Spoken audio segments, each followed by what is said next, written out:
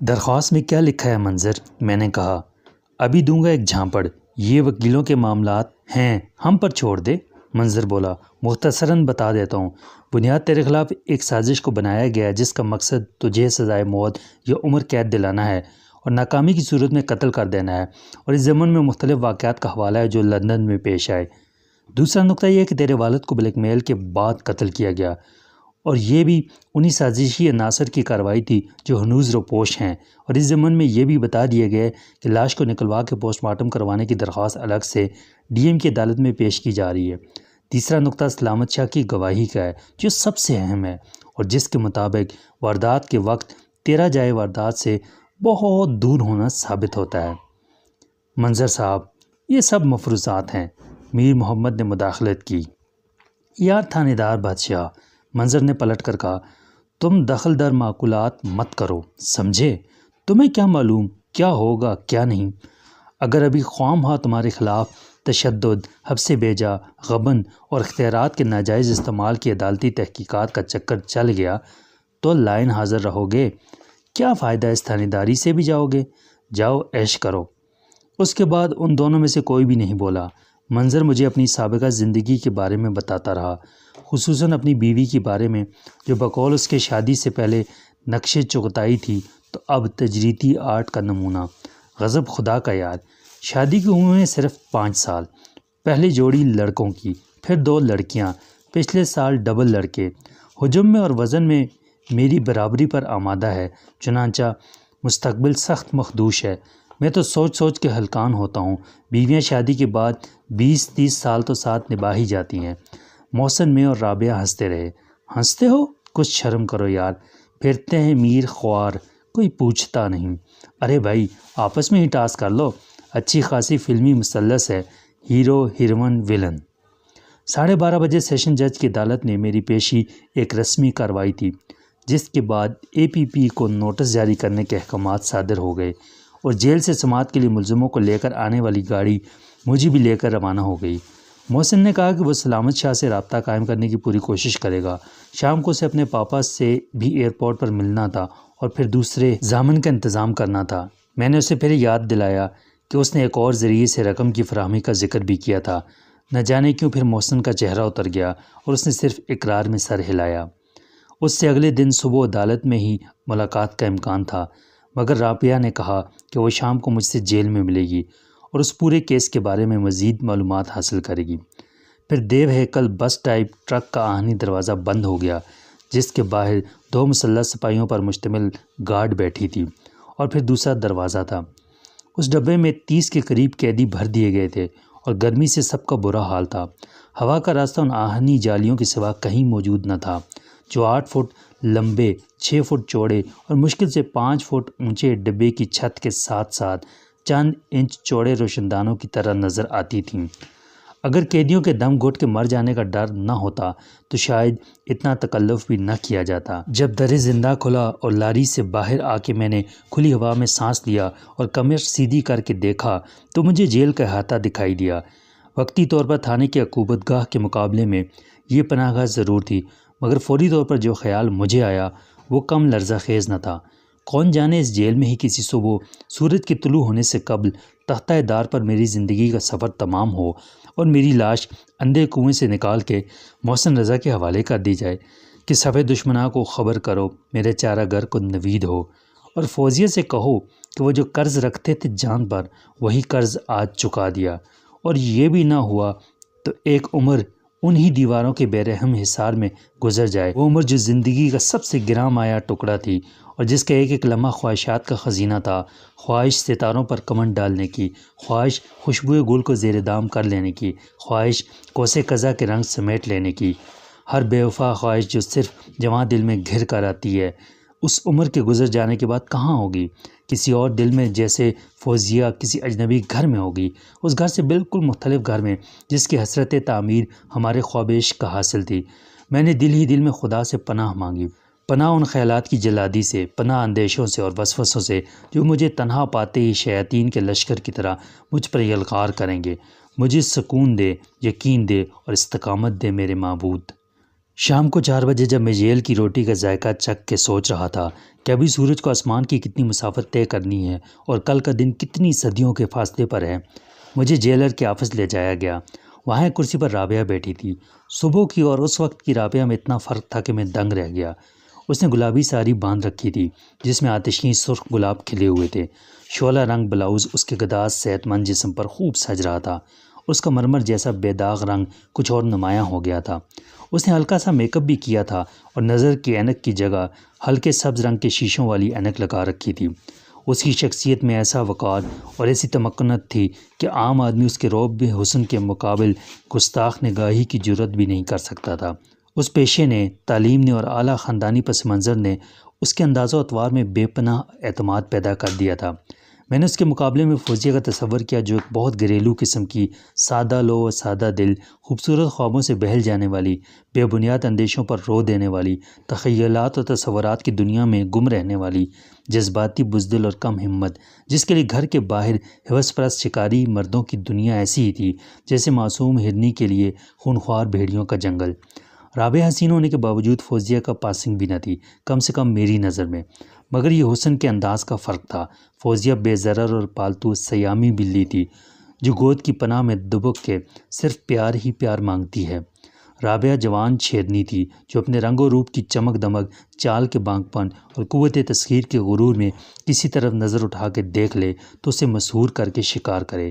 فوزیہ بارش کی رات میں طوفانی ہواؤں سے محفوظ گھر کی دیواروں میں نرم روشنی دینے والی موم بتی کا اجالا تھی، رابعہ اسی رات کے آسمان پر کوندنے والی بجلی۔ ایسے کیا منہ اٹھائے کھڑے ہو؟ وہ مسکرا کے بولی۔ کیا دیکھ رہے ہو؟ تمہیں، میں نے ہمت سے کام لے کر سچ بول دیا۔ صبح کی اور اس وقت کی رابعہ کا فرق دیکھ رہا ہوں اور سوچ رہا ہوں وہ لوگ کتنا غلط سوچتے ہیں جن کا خیال ہے کہ وکالت، اکاؤنٹس اور انجینئرنگ جیسے پیشوں سے عورت کی نسوانیت کا حسن مجروح ہوتا ہے۔ اس نے بے تکلفی سے ہاتھ ملایا اور میں اس کے سامنے بیٹھ گیا۔ شاعری پھر کبھی کر لینا، میں تم سے مفصل گفتگو کرنے کے لیے آئی ہوں۔ ذرا اپنے جانے اور نکالے جانے کا قصہ سناؤ، آخر یہ سازش کا چکر کیا ہے؟ 1 گھنٹے تک میں بولتا رہا اور وہ سنتی رہی۔ میں نے ان تمام واقعات کا ذکر کر دیا جو میرے ساتھ لندن میں پیش آئے تھے اور جن کی ابتدا میرے کمرے میں ایک اجنبی لڑکی کی ہنگامہ آرائی سے ہوئی تھی اور انتہا میرے لندن سے ڈیپورٹ کیے جانے پر۔ میں نے صبح کا اظہار بھی کیا کہ وہ لڑکی میری تصویر لینے ہرگز نہیں آئی تھی۔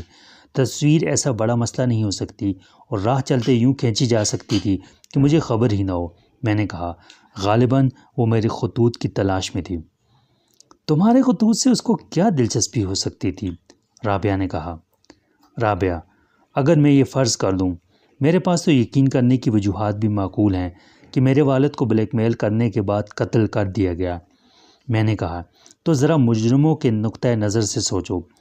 کسی مجبوری یا کمزوری، ماضی کی کسی ایسی غلطی کے باعث جس کا اثر مستقبل پر بھی پڑ سکتا ہو، خواہ یہ غلطی دانستہ ہوئی ہو یا نادانستگی میں سرزد ہوئی ہو۔ مجرم میرے والد کا لہو چوستے رہے۔ میرے والد فرشتہ نہیں تھے، انسان تھے۔ چنانچہ کسی داغے گناہ سے ان کے دامن کی آلودگی کو میں ناممکن نہیں سمجھتا، لیکن جو بات غور طلب ہے وہ بلیک میلنگ پر ان کی خاموشی ہے۔ انہوں نے کسی قابل اعتماد دوست پر، مثلاً شیروانی صاحب پر کیا، مجھ پر بھی اعتماد نہیں کیا۔ جو شخص زندگی میں ایک مقصد کے لیے اپنا سب کچھ قربان کر چکا ہو اور جدوجہد آزادی کو اپنے تمام تر رشتوں کا لہو دے چکا ہو اور اتنا باہمت ہو کہ اتنا بڑا صدمہ جھیل کے پاگل نہ ہوا ہو بلکہ نئے سرے سے زندگی کی دوڑ میں شریک ہو گیا ہو، اور جو اپنی دنیا کو ایک بار مکمل تباہی سے دوچار ہوتے دیکھ کر بھی مایوسی کا شکار نہ ہوا ہو، اور جس نے گردش روزگار سے شکست قبول کرنے سے انکار کر دیا ہو، جو تعمیر نو کے مقصد میں کامیابی حاصل کر چکا ہو، اسے بے بسی کے ساتھ سب کچھ ہار دینا کیوں قبول ہوگا؟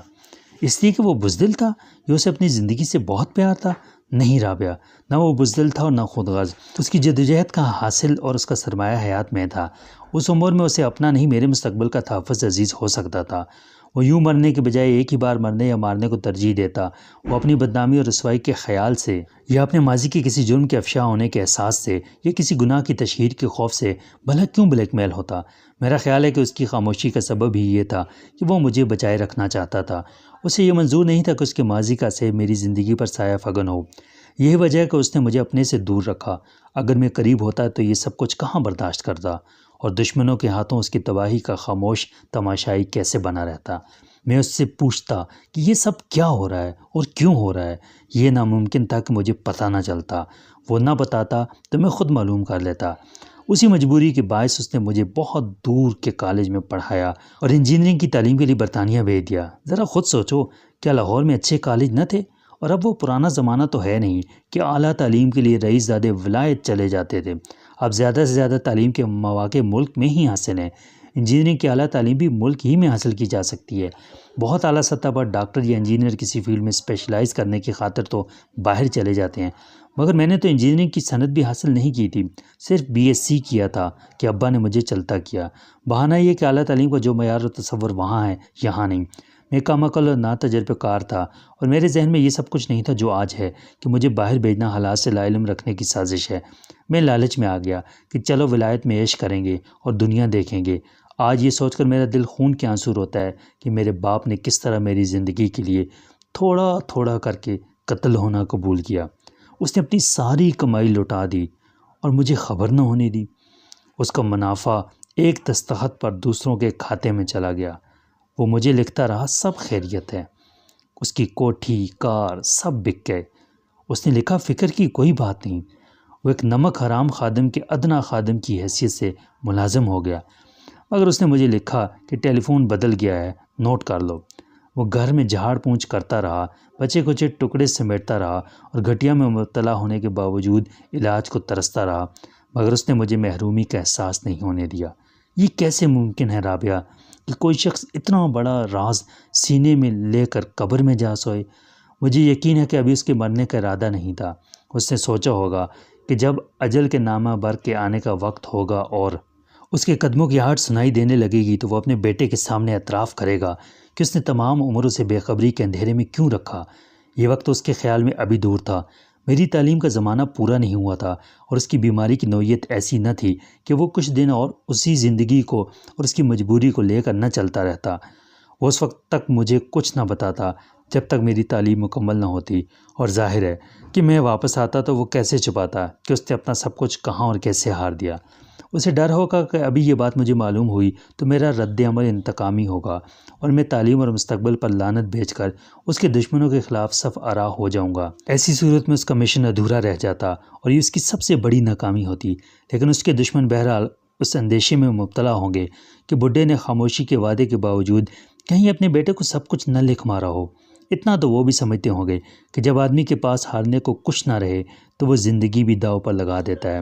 وہ لڑکی یہی دیکھنے آئی ہوگی کہ کہیں میرے خطوط میں کوئی ایسی تحریر تو نہیں تھی جس میں بلیک میلنگ کا شکار ہونے والے نے شکاری کا کچا چٹا بیان کر دیا ہو۔ اگر میرے والد کو موت کا یقین ہوتا تو وہ مجھے لکھ دیتے کہ ان سے کیا غلطی سرزد ہوئی تھی جس کی انہوں نے اتنی بھاری قیمت ادا کی۔ زندگی میں نہ صحیح مرنے سے پہلے باپ اپنے بیٹے کو یہ راز بتا کے اپنی روح پر کوئی بار گناہ نہ رکھتا، مگر ان کی موت اچانک واقع ہو گئی۔ کیوں، کیسے؟ ان سوالوں کا جواب تو دوبارہ پوسٹ مارٹم سے ہی مل ہی جائے گا۔ باقی سوالات کا جواب میں بشرط زندگی خود معلوم کروں گا کہ ان کی زندگی کا وہ کون سا راز تھا جسے انہوں نے مجھ پر بھی افشا نہ کیا۔ اگر وہ بدترین جرم یا گناہ ہوا تب بھی ان کی عزت و توقیر میری نظر میں کم نہ ہوگی، کیونکہ ایک باپ کی حیثیت سے جو کچھ انہوں نے میرے لیے کیا وہ بہت خوش نصیب بیٹوں کا مقدر ہوتا ہے، اور ایسے باپ بہت کم ہوتے ہیں، شاید نہیں ہوتے۔ خاموشی کا ایک طویل وقفہ آیا جس میں جیلر نے دوسری بار سر اندر ڈال کر کھنکھار کے یاد دلایا کہ وقت بہت دیا جا چکا ہے۔ رابعہ نے ایک سردہ بھری اور اٹھ کھڑی ہوئی۔ میں تمہارے مفروضات کے منطقی جواز سے پوری طرح اتفاق کرتی ہوں۔ واقعات کو دیکھتے ہوئے اسباب کا تعین کیا جا سکتا ہے۔ مجھے یہ بھی یقین ہے کہ تم ان خونخوار درندوں کو تلاش کر لو گے جنہوں نے تمہارے والد کی جان لی۔ تم بڑے ذہین شکاری ہو، تمہارے ساتھ قدرت کے نظام انصاف کی قوت ہے۔ خیر و شر کی ازلی و ابدی جنگ میں اگر آخری فتح حق کی نہ ہوتی تو آج اس دنیا کا وجود نہ ہوتا۔ میں اپنی بساط، استطاعت اور استعداد کے مطابق تمہاری مدد کروں گی۔ میرے لیے سب سے بڑا سہارا یہی ہے، میں نے کہا، کہ میرے ساتھ محسن ہے، تم ہو، منظر ہے اور سلامت شاہ بھی ہے۔ سلامت شاہ تمہارا ٹرمپ کارڈ ہے، وہ بولی۔ اس کی گواہی تمہیں بے گناہ ثابت کر سکتی ہے، ورنہ اب تک حالات کی اور واقعات کی تمام شہادت تمہارے خلاف ہے۔ یہ تو تم بھی تسلیم کرتے ہو کہ آلۂ قتل پر تمہارے فنگر پرنٹ ہوں گے، پھر رہ کیا جاتا ہے؟ وجہ قتل تک بالکل واضح ہے۔ کل تمہاری ضمانت ضرور ہو جائے گی۔ میں نے اپنے طور پر اس کو یقینی بنا دیا ہے۔ میری ڈیڈی کے بھی کچھ تعلقات تھے، وہ لوگ ابھی زندہ ہیں اور پرانے تعلق سے مجھے بیٹی بھی سمجھتے ہیں۔ پرانے وزادار لوگ ہیں نا، ان کی کوشش اضافی مدد ہے۔ پھر ہم سپریم کورٹ تک لڑیں گے۔ Thank you very much Rabia, میں نے کہا۔ زندہ رہا تو تم سب کے احسانات کا بدلہ ضرور چکا دوں گا۔ وہ مسکرائی۔ زندہ تو خیر تم رہو گے، یہ الگ بات ہے کہ کسی کے احسان کا بدلہ نہ ادا کر سکو۔ ایک بات پوچھوں رابعہ؟ بلکہ دو باتیں، میں نے کہا۔ ان کا تعلق تمہاری ذات سے ہے۔ پوچھو، وہ بولی۔ میرا خیال تھا تمہارا کبھی مجھ سے ذاتی تعلق نہیں رہا۔ اسکول اور کالج تک بہرحال نہیں تھا، یا تھا تو یک طرفہ۔ میں نے اس کی صورت کو غور سے دیکھا۔ یہ بتاؤ تم مجھے کیا سمجھتی ہو، مجرم یا بے گناہ؟ اگرچہ میرا اپنا یقین کوئی معنی نہیں رکھتا، لیکن میری نظر میں تم قاتل نہیں ہو، یہ میرا ایمان ہے، اور ایمان کا جواز عقل سے نہیں ملتا۔ وہ بولی۔ میں نے اطمینان کا سانس دیا۔ یہ احساس بھی بڑی نعمت تھا کہ میرا ساتھ دینے والے مجھے گناہ گار نہیں سمجھتے۔ اب جلدی سے وہ دوسری بات بھی پوچھ لو۔ اس نے گھڑی پر نگاہ ڈالی۔ دوسری بات؟ میں نے تھوڑے تامل کے بعد کہا۔ تم نے اب تک شادی کیوں نہیں کی؟ اس کی وجہ یہ نہیں ہو سکتی کہ تم نے کسی کو یا کسی نے تمہیں پسند نہ کیا ہو۔ تمہاری خوش قسمتی شبہ سے بالا تر ہے۔ یہ لمبی کہانی ہے۔ اس کی صورت پر بادل کے سائے کی طرح اداسی کا سیب پھیلا اور گزر گیا۔ اب میں کیسے کہوں کہ تم 100% صحیح کہتے ہو اور 100% غلط بھی، یہی بات ہے۔ ابھی ذہن کو اس معمے میں الجھانے کی ضرورت نہیں، کسی روز میں خود ہی بتا دوں گی، اور یہی سوال تم سے بھی کروں گی۔ شب بخیر۔ آج کی رات میں جیل کیا کانٹوں کی اور انگاروں کی سیج پر بھی سکون سے سو سکتا ہوں۔ میں نے اس کا ہاتھ تھاما اور چھوڑ دیا۔ پھر در زندہ بند ہوا اور رات آئی۔ اپنی تنہائی کا حصار قائم کر کے میں نے خوبصورت لمحوں کی اور حسین یادوں کی، خیالوں کی اور تصورات کی انجمن سجائی، اور میں نے دیکھا کہ روشن جمال یار سے ہے انجمن تمام۔ ہر نقش خیال تھا کہ فروزاں ہوا، ہر احساس کی مشعل تھی کہ جل اٹھی۔ وہ چاند چہرہ، ستارہ آنکھیں، وہ قربتوں کے اجلے لمحے، محبتوں کی امین اجالے، سب کنجے زندہ میں اتر آئے۔ اندھیرا کہیں نہ رہا، نہ مایوسی کا، نہ فرقت کا، نہ بے کسی کا۔ سوتے جاگتے میں نے خواب دیکھے۔ فوزیہ ایک گڑی مہمان رہی۔ میں نے کہا، میری فرد جرم دیکھو کہ میرے ہاتھوں میں زنجیر ہے اور میں مجرموں کے کٹہرے میں کھڑا ہوں۔ وہ ہنسی اور بولی، جہاں پر ہم تم کھڑے ہیں دونوں، سحر کا روشن افق یہی ہے، سحر جو شب سے عظیم تر ہے، یقین جو غم سے کریم تر ہے۔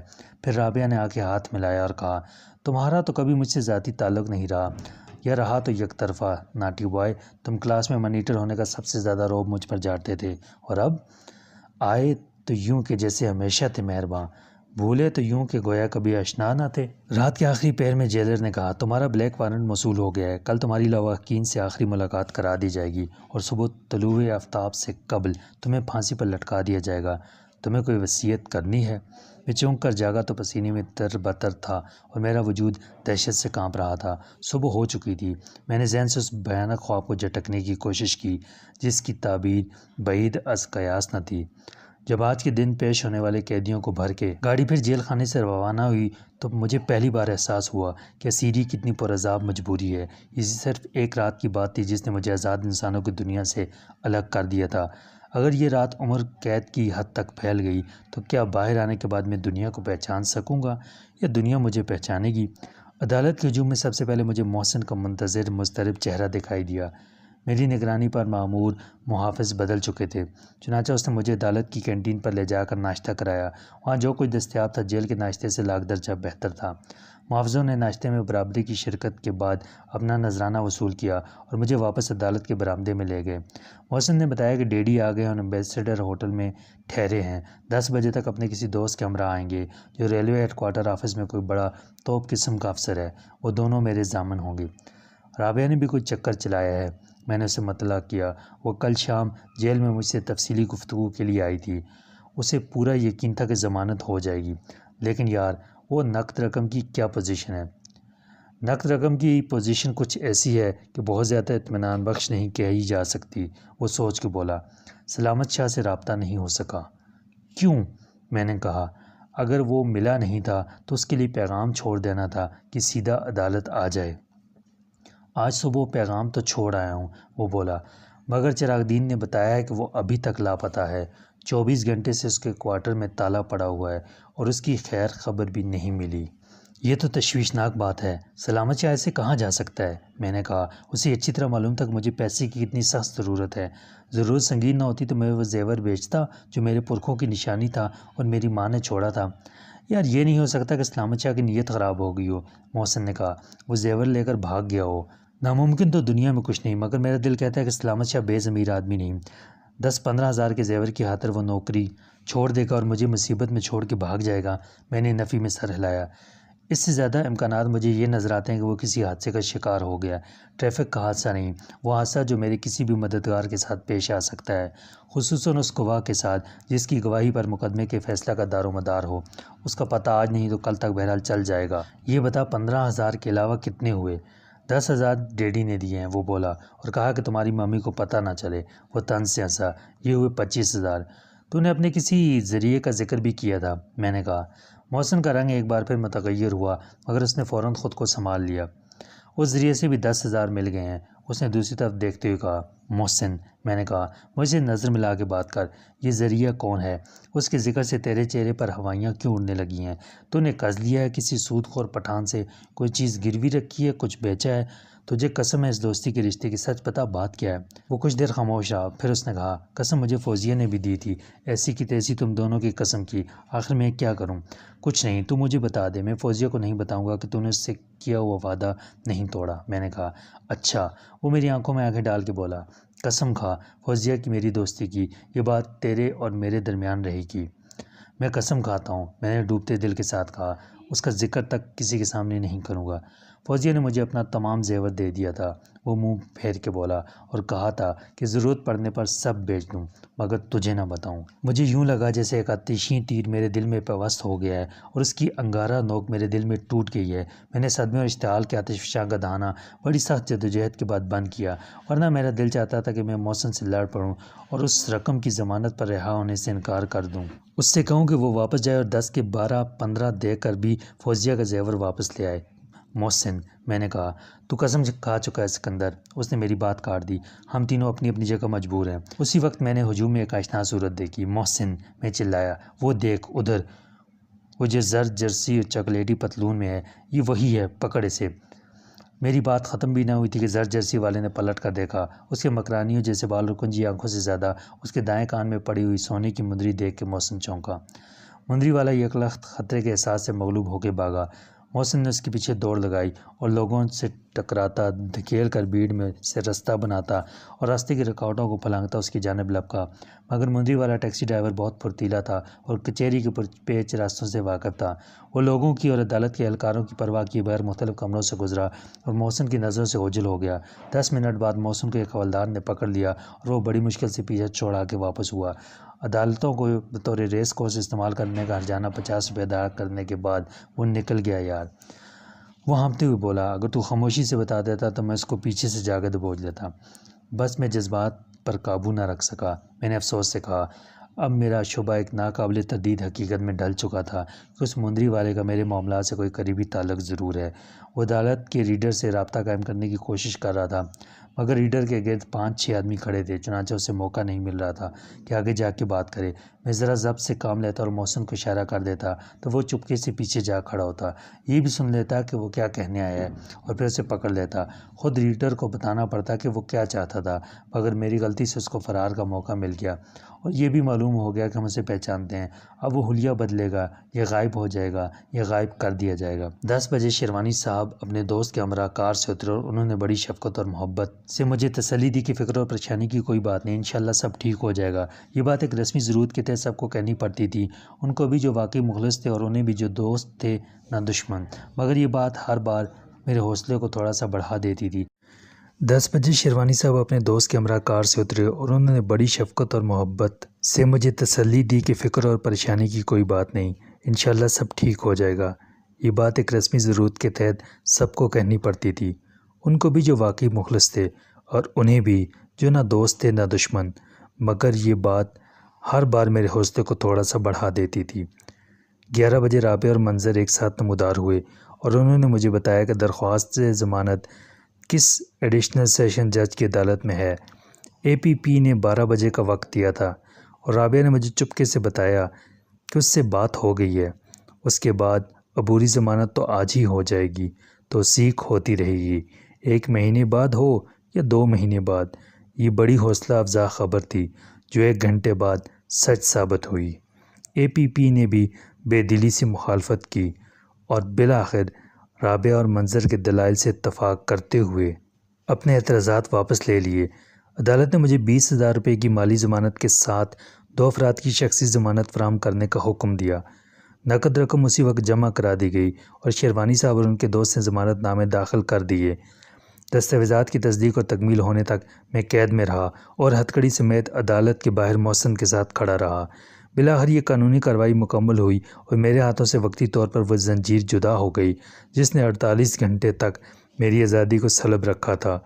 مٹھائی کے پیسے لے کر محافظ رخصت ہوئے۔ جا بھائی عیش کر، ایک قتل اور کر دے، منظر نے عدالت سے باہر آتی میرے کندھے پر ہاتھ مار کے کہا اور رخصت ہو گیا۔ اسے دوسری عدالت میں جانا تھا۔ پھر مجھے میر محمد نظر آیا جو ASP کے ساتھ جیپ میں بیٹھنے جا رہا تھا۔ ان دونوں کی صورت شکست خوردگی کے احساس کی غماز تھی۔ میں تیزی سے آگے بڑھا اور ان کی راہ میں حائل ہو گیا۔ السلام علیکم حضرات، میں نے بڑی جرأت سے کہا۔ اگر رابعہ میرے ساتھ نہ ہوتی تو شاید اس سلام کے جواب میں وہ مجھے گالی دیتے اور مجھ سے مصافحہ کیے بغیر نکل جاتے۔ آپ میں سے کسی نے مجھے ضمانت پر رہا ہونے کی مبارکباد نہیں دی۔ مسٹر سکندر بخت، ASP نے متانت سے انگریزی میں کہا، عبوری ضمانت سے باعزت رہائی کی منزل بہت دور ہے۔ بہرحال تم اصرار کرتے ہو تو مبارک ہو۔ وہ جیپ میں بیٹھا اور اسی اطمینان سے کسی طرف دیکھے بغیر عدالت کے احاطے سے نکل گیا۔ شیروانی صاحب اپنے دوست کے ہمراہ چلے گئے اور تاکید کر گئے کہ میں محتاط رہوں، کسی مرحلے پر عدم دلچسپی اور عدم توجہی کا ثبوت نہ دوں اور شام کو ان سے ہوٹل کے کمرے میں مل لوں۔ وہ رات کی فلائٹ سے واپس چلے جائیں گے۔ رابعہ نے مجھے بتایا کہ ابھی 2 مقدمات اور دائر کرنے ہیں۔ وراثت کے سرٹیفکیٹ کا مقدمہ وہ خود فائل کرے گی۔ والد کی لاش کو نکلوا کے دوبارہ پوسٹ مارٹم کرانے کا کیس منظر نے لے لیا ہے، چنانچہ میں بلا ناغہ دونوں سے رابطہ قائم رکھوں۔ اس نے مجھے اپنا کارڈ دینے کے بعد یہ بھی کہا کہ مجھے جب بھی فرصت ملے میں اس سے گھر آ کے ملوں۔ شام 7-8 بجے تک وہ اپنے آفس میں رہتی ہے جو کوٹھی کے ایک حصے میں ہے، مگر اس کے بعد عموماً فارغ ملتی ہے۔ اس کے 2 ماتحت وکیل ہیں جو اس کی ہدایات کی روشنی میں اگلے دن کے لیے کیس تیار کرتے ہیں، اور ایسا بہت کم ہوتا ہے کہ خود اسے بھی رات تک ان کے ساتھ لگ کے کام کرنا پڑے۔ میں نے اور محسن نے اس کا شکریہ ادا کرنے کی کوشش کی اور شرمندہ ہوئے۔ وہ اپنی گاڑی میں ہمیں مال روڈ پر چھوڑ کر چلی گئی۔ یار محسن، میں نے مجرمانہ ماحول سے نجات پا کے مال روڈ کی خوبصورت دنیا میں سانس لیتے ہوئے کہا، یہ دنیا کتنی بدل گئی ہے، بلکہ میں نے تو محسوس کیا ہے دنیا ہر روز بدلتی رہی ہے۔ جب میں لندن سے واپسی پر لاہور ایئرپورٹ پر اترا تھا تو یہ دنیا کچھ اور تھی۔ صرف 1 گھنٹے میں دنیا وہ نہ رہی۔ اس سے اگلے دن جب میں حوالات میں تھا تو دنیا کا رنگ کچھ اور تھا، اور آج پھر یہ دنیا عجیب سی لگ رہی ہے۔ یہ احساس کی انک کا کمال ہے، محسن نے کسی فلسفی کی طرح کہا۔ بچپن میں ہم ایک سیدھے سادے کھلونے میں یہی تماشا دیکھتے تھے، بڑا مشکل سا نام ہے اس کا، کلیڈسکوپ، مگر وہ ہے کیا؟ وہ نلکی جس کے اندر شیشے کے رنگین ٹکڑے بھر دیے جاتے ہیں اور اس نلکی کی 3 طرف آئینہ ہوتا ہے۔ رنگ برنگے بے ترتیب کناروں اور شیشوں کے ٹکڑوں سے تینوں آئینوں کا عکس ایک جیسا نظر آتا ہے تو کیسا خوبصورت پیٹرن بنتا ہے۔ ادھر نلکی ذرا سی گھمائی اور پیٹرن بدل گیا، نئی ترتیب سے نیا ڈیزائن۔ تو برادر، یہ دنیا وہی کلیڈسکوپ ہے، اور واقعات اور گردش حالات سے پیٹرن بدلتے ہیں تو دنیا کبھی کچھ لگتی ہے کبھی کچھ۔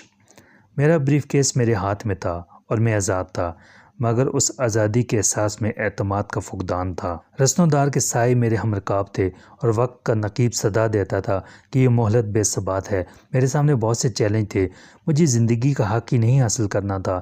نظروں سے اوجھل رہ کے میرے لیے ہر قدم پر دام تعزیر بچھانے والے شکاری کو بھی تلاش کرنا تھا۔ مجھے ثبوت فراہم کرنا تھا کہ میرا باپ انہی کی شیطانی چالوں کا شکار ہوا اور شاید پھر اپنے دام میں صیاد آ گیا۔ شرافت علی انہی کی ریشہ دوانیوں کا شکار ہوا جنہوں نے اس کے کندھے پر رکھ کے بندوق چلائی تھی۔ چنانچہ اب مجھے وزیر خان کے قاتلوں کو تلاش کرنا تھا اور ان سے پوچھنا تھا کہ وہ وزیر خان کو کیوں ڈراتے تھے اور اب اس کے بیٹے سے کیوں ڈرتے ہیں۔ ہے کہاں روز مکافات اے خدائے دارگیر؟ کیا سوچ رہا ہے سکندر؟ محسن نے کہا۔ چل کہیں بیٹھ کے کھانا کھاتے ہیں، پھر میں فوزیہ کو فون کروں گا اور اس کے بعد ہم سلامت شاہ کی خبر لینے چلیں گے۔ شام کو ڈیڈی کا لیکچر بھی سننا ہے، رات کو ہم سی ڈین سے ملیں گے۔ میں نے کہا کہاں رہے گا اپنا؟ ابھی محسن نے میرے سوال کا جواب بھی نہیں دیا تھا کہ پیچھے سے بچہ دوڑتا ہوا آیا۔ بوٹ پالش سر، وہ قریب آ کر بولا۔ اس نے کندھے پر ایک چھوٹا سا لکڑی کا صندوق اٹھا رکھا تھا اور 12-14 سال کے اس بچے کے میلے کپڑوں اور جسم سے پالش کی بو اٹھ رہی تھی۔ نہیں بھائی، میں نے کہا، یہ جوتے اس قابل نہیں، مگر وہ بچہ ساتھ چلنے لگا۔ ہم اب بیڈن روڈ پر تھے۔ پالش کرا لیجئے صاحب، صرف 1 روپیہ۔ اچھا، 8 آنے، وہ بولتا گیا۔ پھر اچانک اس نے جیب سے ایک رکا نکالا۔ لیں صاحب، اس نے سرگوشی میں کہا، بس ذرا سی دیر رک جائیے، آپ کے جوتے مفت پالش کرتا ہوں۔ محسن اور میں ٹھٹک کر رک گئے۔ اس نے بڑی چابک دستی سے اپنا باکس گلے سے اتار کے نیچے رکھا اور جوتے پالش کا سامان نکال لیا۔ یہ رکا ایک صاحب نے دیا تھا جو ٹیکسی میں بیٹھ کر چلے گئے۔ اس نے محسن کے پاؤں کو جوتے سمیت باکس پر رکھا۔ انہوں نے کہا وہ جو صاحب جا رہے ہیں ان کو دے دو، مگر رازداری سے کسی کو پتہ نہ چلے۔ انہوں نے مجھے 50 کا نوٹ دیا۔ میں نے کہا آپ خود کیوں نہیں دیتے؟ میں غریب آدمی ہوں، کوئی چکر تو نہیں ہے یہ؟ انہوں نے کہا بیٹا، مجھے تم سے کیا دشمنی ہے، اس میں کوئی خطرے کی بات نہیں، بس میری سلام دعا نہیں ہے ان صاحب سے۔ پھر وہ ٹیکسی میں بیٹھا۔ میرا خیال ہے انہوں نے جھوٹ بولا تھا صاحب۔ لائیے دوسرا پیر، دیکھیے کیا لشکارہ مارا ہے جوتا۔ 50 روپے کا نوٹ بہت بڑا ہوتا ہے اور بلا وجہ کوئی نہیں دیتا۔ یہ کیا معاملہ ہے؟ میں اور محسن ایک دوسرے کا منہ دیکھتے رہے۔ وہ جوان تھے، صحت مند، کان میں مندری، گھنگریالے بال۔ نہیں صاحب، لڑکے نے زور سے جوتا رگڑتے ہوئے کہا۔ 60-70 سال کا دبلا پتلا بڈھا تھا، شیروانی اور ترکی ٹوپی میں، کارٹون لگتا تھا۔ آپ جانتے ہیں ان کو؟ وہ کون صاحب تھے؟ میں کسی مشکل میں تو نہیں پڑ جاؤں گا 50 روپے لے کر؟ ایسا تو فلموں میں ہوتا ہے۔ اللہ پر بھروسہ رکھو، کچھ نہیں ہوگا۔ محسن نے رکا لے لیا۔ وہ بڑے اچھے آدمی تھے، ان سے واقعی ہماری سلام دعا نہیں۔ محسن کی آڑ میں رکا لے کر میں نے یوں کھولا کہ کوئی نہ دیکھ سکے۔ اس پر صرف 3 سطریں بال پوائنٹ سے گھسیٹی گئی تھیں۔ آج رات کو 10 بجے دھرم پورے سے باغبان پورہ جانے والی نہر کے اس کنارے پر ملو جس پر محکمہ انہار کے دفتر میں ملاقات ہوئی یا نہ ہو سکی۔ ہر صورت کل کی ڈاک سے چراغدین کے چوکیدار محبت خاں کی معرفت تمہیں ایک لفافہ ملے گا جس پر تمہارے بجائے گلاب خان کا نام ہوگا۔ چوکیدار سے یہ لفافہ لے لینا، مگر اس طرح کہ کسی کو معلوم نہ ہو۔ فو مانچو۔ میں نے رکے کو منہ میں رکھ لیا اور چوئنگم کی طرح چبانے لگا۔ تم بہت اچھے ایکٹر ہو بیٹا، اس لیے تم کسی مشکل میں نہیں پڑو گے، میں نے کہا۔ کدھر اچھے ایکٹر ہیں صاحب؟ اچھے ایکٹر ہوتے تو جوتے پالش کرتے، ہیرو نہ بن جاتے۔ وہ محسن کے جوتوں پر پالش ختم کرتے ہوئے بولا۔ دن بھر میں 10 جوڑے پالش کرتے ہیں تو مشکل سے 10 روپے ملتے ہیں۔ 50 کا نوٹ دیکھ کر لالچ میں پڑ گیا، ورنہ انکار کر دیتا۔ میں نے اپنا پاؤں اس کے باکس پر رکھ دیا۔ اب اچھے بچوں کی طرح اس پر پالش کرو اور بعد میں ہم جو کچھ دیں وہ سلام کر کے رکھ لینا۔ جی صاحب، وہ بولا اور پوری انہماک سے جوتوں پر پالش لگانے لگا۔ بدمعاشی کے دھندے تو بہت ہیں جو میرے جیسے لڑکے کرتے ہیں۔ راکٹ گولی اور سفید چڑیا بیچتے ہیں، چرچ کے سگریٹ فراہم کرتے ہیں اور دوسرا مال بھی۔ مال سمجھتے ہیں نا صاحب آپ، مگر وہ پکڑے بھی جاتے ہیں۔ میں پکڑے جانے سے ڈرتا ہوں۔ اندھی ماں ہے، ایک چھوٹا بھائی ہے، اسکول میں پڑھتا ہے۔ محسن نے اسے 100 کا نوٹ یوں تہہ کر کے دیا کہ 1 کا نوٹ نظر آئے۔ یہ لو تمہارا انعام۔ اس نوٹ پر ایک ٹیلی فون نمبر لکھا ہوا ہے، کبھی ضرورت پڑے تو بات کر لینا، کوئی بھی مسئلہ ہو، ملازمت کا، رہائش کا، تعلیم کا۔ اچھا صاحب، لڑکے کا چہرہ مسرت سے دمکنے لگا۔ بس آپ اتنا کرا دیں کہ ہمیں اپنی کوٹری سے کوئی نہ نکالے۔ باپ کے مرنے کے بعد بدمعاش ہماری جگہ پر قبضہ کرنا چاہتے ہیں۔ ویسے تو شریف آدمی کہلاتے ہیں، مگر بدمعاش ہی ہوئے نا جی، بیوہ اور یتیم کو پریشان جو کرتے ہیں۔ کہتے ہیں 500,000 لے لو، گھر خالی کر دو۔ ہمیں اپنے گھر کو بڑا کرنا ہے، گیراج نکالنا ہے۔ ہم 500,000 لے کر کہاں جائیں گے صاحب؟ وہ دھمکی دیتے ہیں کہ شرافت سے جگہ نہ دی تو بند کرا دیں گے، چوری کا الزام لگا دیں گے۔ آپ کچھ مدد کر سکتے ہیں صاحب؟ تم فون پر بات کر سکتے ہو نا، بات کر لینا، تمہارا گھر تم سے کوئی نہیں چھین سکتا، محسن نے کہا۔ لڑکے نے پالش ختم کی، سلام کیا اور لوٹ گیا۔ اس لڑکے نے ذرا سی دیر کے لیے مجھے اپنے آپ کو بھول جانے پر مجبور کر دیا تھا۔ فو مانچو۔ میں نے محسن کے ساتھ کیری ہوم ریسٹورنٹ میں داخل ہوتے ہوئے کہا، شیروانی اور ترکی ٹوپی والا کارٹون۔ کتنی عجیب بات ہے یار محسن، بڈھا زندہ دل ہے، کیا فرضی نام بتایا تھا اپنا، خود کو ابن بطوطہ یا حاجی لک لک بھی تو کہہ سکتا تھا۔ ہاں آدمی وزادار بھی ہے، وزادار لوگ عموماً خیر خواہ بھی ہوتے ہیں، محسن نے کہا۔ آج رات مل کے معلوم ہو جائے گا۔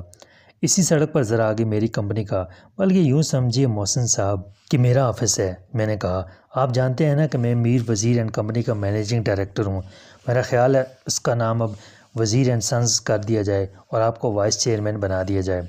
میرا خیال ہے کبیر داس کہ تمہاری عقل تو پہلے ہی گھاس چرنے چلی گئی ہے، تم بھی چلے جاؤ، محسن نے کہا، ورنہ کھانا کھاؤ اور چلو۔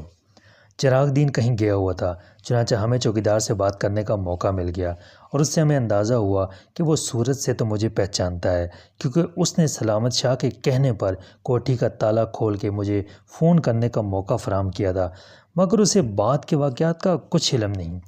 سلامت شاہ کے غائب ہو جانے پر وہ تھوڑا سا فکر مند تھا۔ ہمارا سمجھ میں نہیں آتی صاحب کہ شاہ جی کدھر گیا، اس نے کہا۔ ادھر تو اس کا باپ بھائی چاچا کوئی نہیں۔ ہاں صاحب، میں نے کہا، وہ پہلے کبھی اس طرح بغیر بتائے کہیں گیا ہے؟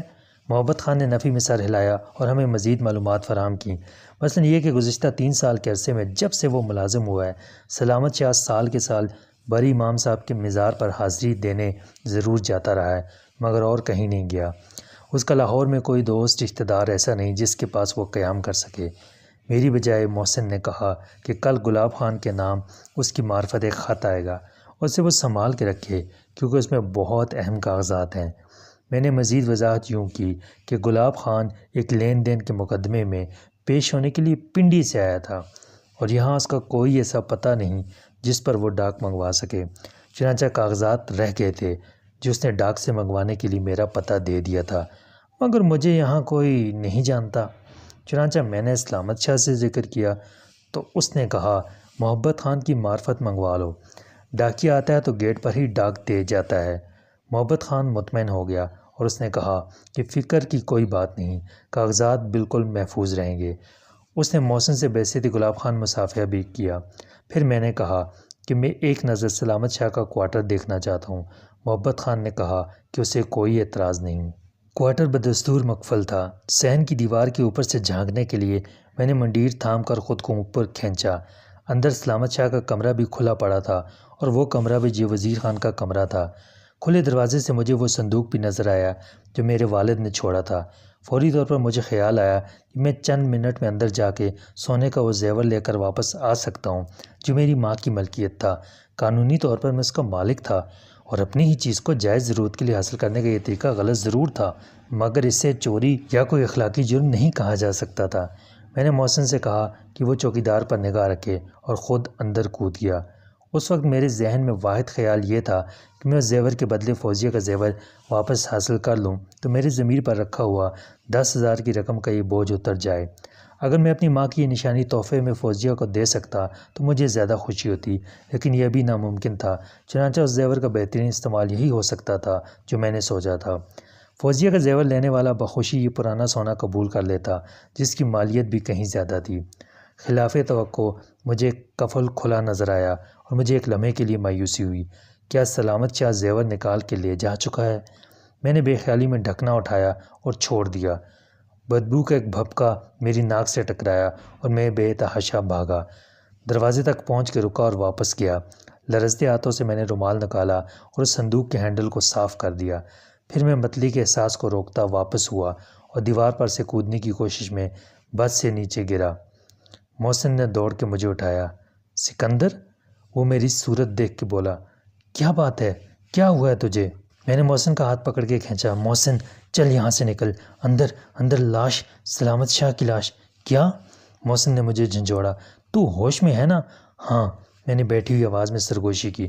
میں جھوٹ نہیں کہتا، سلامت شاہ کی لاش اس صندوق میں ہے جو میرے والد نے چھوڑا تھا۔ میں نے ڈھکن کھول کے دیکھا تھا، وہ مجھے گھور رہا تھا، اس کا سر، ہاتھ پیر الگ تھے۔ چند لمحے ہم دونوں پتھر کے بت کی طرح کھڑے رہے۔ پھر محسن نے کہا، دیکھ، اگر چوکیدار تیری یہ حالت دیکھے گا تو اسے شک ہو جائے گا، زیادہ دیر ٹھہرنا بھی ہمارے حق میں خطرناک تھا۔ میں نے کپڑوں کی گرد جھاڑی، ایک نل سے چند گھونٹ پانی کی پیے اور اپنی دلی جذبات کو شگفتہ مسکراہٹ کے نیچے چھپا کے محبت خان کو خدا حافظ کہتا ہوا باہر نکل آیا۔ 10 قدم سکون سے چلنے کے بعد مجھے اسٹیشن کی طرف سے خالی ٹیکسی آتی دکھائی دی اور ہم دونوں پچھلی سیٹ پر بیٹھ گئے۔ باغ جناح، محسن نے کہا، اور ڈرائیور نے اتنے تھوڑے سے فاصلے کی تھوڑی سی آمدنی کو ناکافی سمجھتے ہوئے واضح کیا کہ 10 روپے ہوں گے۔ محسن کا اور میرا موڈ سخت قاتلانہ ہو رہا تھا، چنانچہ چڑیا گھر کے دروازے پر اتر کر ہم نے اس کے ہاتھ پر 5 روپے رکھے اور اب اس نے احتجاج کے لیے منہ کھولا ہی تھا کہ میں نے پھاڑ کھانے کے انداز میں کہا کہ بکواس کی ضرورت نہیں، ہم ماریں گے اور یہ 5 روپے بھی چھین کر تھانے میں بند کر دیں گے تو ایک 100 کا پتہ لیے بغیر نہیں چھوڑیں گے۔ اس نے ہمیں غور سے دیکھا اور بھاگ لیا۔ اسے یقین آ گیا تھا کہ آج اس نے پولیس افسروں سے کرایہ لینے کے علاوہ بدتمیزی کا جو مظاہرہ کیا ہے وہ بہت سنگین جرائم میں شمار ہوتا ہے۔ میں اور محسن شملہ پہاڑی کے نیچے ایک بینچ پر بیٹھے رہے، پھر اٹھ کر اوپن ایئر ریسٹورنٹ کی آخری میز پر چلے گئے۔ ابھی شام نہیں ہوئی تھی، چنانچہ ہمارے علاوہ صرف ایک لڑکا اور ایک لڑکی بہت دور پہاڑی کے دامن میں بیٹھے تھے۔ خلوت کی ضرورت انہیں بھی تھی اور ہمیں بھی، گو اسباب جدا تھے۔ یار محسن، میں نے بلاخر لب کھولے، یہ تو بہت برا ہوا۔ محسن نے اقرار میں سر ہلایا۔ ہمیں پہلے ہی اندازہ کر لینا چاہیے تھا کہ ایسا ہو سکتا ہے۔ سلامت شاہ دفاع کا سب سے اہم اور شاید واحد گواہ تھا۔ میر شرافت علی کے نوکر ویسے ہی دشمن ہو رہے ہیں، ان سے سچ کی توقع عبث ہے۔ وہ پولیس کے لیے چشمدید گواہ بھی بن جائیں گے اور شاید پولیس کے دباؤ میں یہ بیان تک دینے پر مجبور ہو جائیں کہ انہوں نے تجھے جرم کا ارتکاب کرتے دیکھا ہے۔ مجھے تو تیری فکر لاحق ہو رہی ہے محسن، تو بہت بڑھ چڑھ کے میری مدد کر رہا ہے۔ میں نے کہا، مدد تو بہت سے لوگ کر رہے ہیں۔ وہ بولا، مگر وہ اصل مجرموں کے لیے خطرے کا سبب نہیں بن سکتے۔ سلامت شاہ بہت سی ایسی باتیں جانتا ہوگا جو کسی کو معلوم نہیں، مثلاً یہ کہ آخری دنوں میں چچا وزیر خان سے کون لوگ ملنے آتے تھے، وہ انہیں شناخت کر سکتا تھا۔ اس کی موت کا فوری سبب بہرحال یہ ہے کہ صفائی کا واحد گواہ نہ رہنے دیا جائے۔ چشم تصور سے میں ابھی تک اس صندوق میں بند لاش کے ٹکڑے دیکھ رہا تھا اور میرے دماغ میں سڑنے والی لاش کا وہ تعفن بس کیا تھا جس کا پہلا مقید جھونکا صندوق کھولتے مجھ پر حملہ آور ہوا تھا۔ میرا خیال ہے محسن کہ پرسوں رات جب سلامت شاہ مجھ سے تھانے میں مل کر گیا تو قاتل اس کے منتظر تھے۔ انہوں نے سلامت شاہ سے پوچھا ہوگا کہ وہ مجھ سے کیوں ملا تھا اور اس نے مجھے کیا کچھ بتا دیا ہے۔ اسی رات وہ قتل کے بعد سلامت شاہ کو صندوق میں ڈال گئے ہوں گے اور وہ سب زیور بھی لے گئے ہوں گے جو سلامت شاہ کو فروخت کرنا تھا۔ اس صندوق کا سامان نکالے بغیر اس میں لاش نہیں ڈالی جا سکتی تھی۔ وہ سامان ان کے کام کا نہیں تھا، ممکن ہے وہیں پلنگ کے نیچے ڈھیر ہو۔ میں نے دیکھا بھی نہیں، میں تو لاش دیکھتے ہی بدحواس ہو کے بھاگا تھا۔ غنیمت ہے مجھے فنگر پرنٹ صاف کرنے کا خیال رہا۔ اب سوال یہ ہے کہ اس قتل پر سے پردہ کب اٹھے گا، جب لاش کا تعفن پھیلے گا اور گرد و نواح میں بسنے والوں کو بھی محسوس ہونے لگے گا۔ ہاں، یہ بھی ہو سکتا ہے کہ آج کل میں چراغ دین اپنے خانسامہ کی گمشدگی کی رپورٹ لکھوا دے اور پولیس وہاں جا پہنچے۔ ہمارا پھر وہاں جانا خطرے سے خالی نہیں۔ میں نے کہا، اگر محبت خان نے آج ہی چراغ دین سے ذکر کر دیا تو بعد میں ہمارے لیے وضاحت مشکل ہو جائے گی، اور کل ہم گلاب خان معرفت محبت خان کے پتے پر آنے والا خط کیسے وصول کریں گے؟ ویٹر کو آتا دیکھ کر محسن خاموش ہو گیا۔ جب وہ چائے کے برتن رکھ کے چلا گیا تو محسن نے کہا، خط کے سلسلے میں اب کوئی نیا چکر چلانا پڑے گا، یا تو ڈاک خانے جا کے ساٹنگ میں اس علاقے کے پوسٹ مین کا پتہ کرنا پڑے گا اور جھوٹ بولنا پڑے گا کہ میں گلاب خان ہوں، میرا خط ہوگا ڈاک میں، وہ دے دو، مجھے ابھی ٹرین سے کراچی جانا ہے، 10-20 خرچ کر کے کام چل جائے گا، ورنہ یہ کہ ڈاک کی تقسیم کے وقت اس کا انتظار کرنا ہوگا۔ چراغ دین کا چوکیدار دروازے پر موجود نہ ہوا پھر تو کوئی مسئلہ نہیں، ہم گیٹ پر خود ڈاک وصول کر لیں گے، وہ موجود ہوا تو پوسٹ مین کو راہ میں روک لیں گے۔ ویسے میرا خیال ہے کہ کل تک قتل کا راز افشا نہیں ہوگا، اور اگر ہو گیا، میں نے کہا، گلاب خان تو بچ جائے گا، سکندر بخت کیا دوسرے مقدمے میں ملوث ہو جائے گا؟ محسن نے اچانک چٹکی بجائی، ابھی تو بچ گیا، صاف بچ گیا۔ کیسا گلاب خان اور کہاں کا گلاب خان؟ چوکیدار محبت خان نشے میں ہوگا۔ میرا نام ہے سید محسن رضا، میں کسی جائیداد کے مقدمے پنڈی سے نہیں آیا، شام کو ڈیری سے ملنا ہے، انہیں یہ صورتحال بتا دیں گے، ایمبیسڈر ہوٹل میں ان کا نام پتہ لکھا ہوا ہے۔ سیدھی بات یہ ہے کہ دوپہر 2 بجے سے رات تک ہم وہیں تھے۔ وہ خفا تو ہوں گے کہ ہم کیا ہر مشکل کو گلے لگائے پھرتے ہیں، مگر ہمارا کیا قصور ہے یار؟ کیا ہمیں معلوم تھا کہ سلامت شاہ میں اس صندوق میں ٹکڑے ٹکڑے ملے گا؟ وہ معاملے کی سنگینی کو دیکھتے ہوئے ضرورت پڑنے پر بیان دے دیں گے کہ عدالتی کارروائی کے بعد رہائی پاتے ہی میں ان کے بیٹے محسن رضا کے ساتھ گیا ہوا تھا، ہم نے اکٹھے کھانا کھایا تھا اور رات کی فلائٹ سے ان کے اسلام آباد واپس جانے تک ہم انہی کے ساتھ رہے تھے، ایک لمحے کے لیے ادھر ادھر نہیں ہوئے تھے۔ رابعہ یا منظر سے بات کرنے کی ضرورت ہی نہیں۔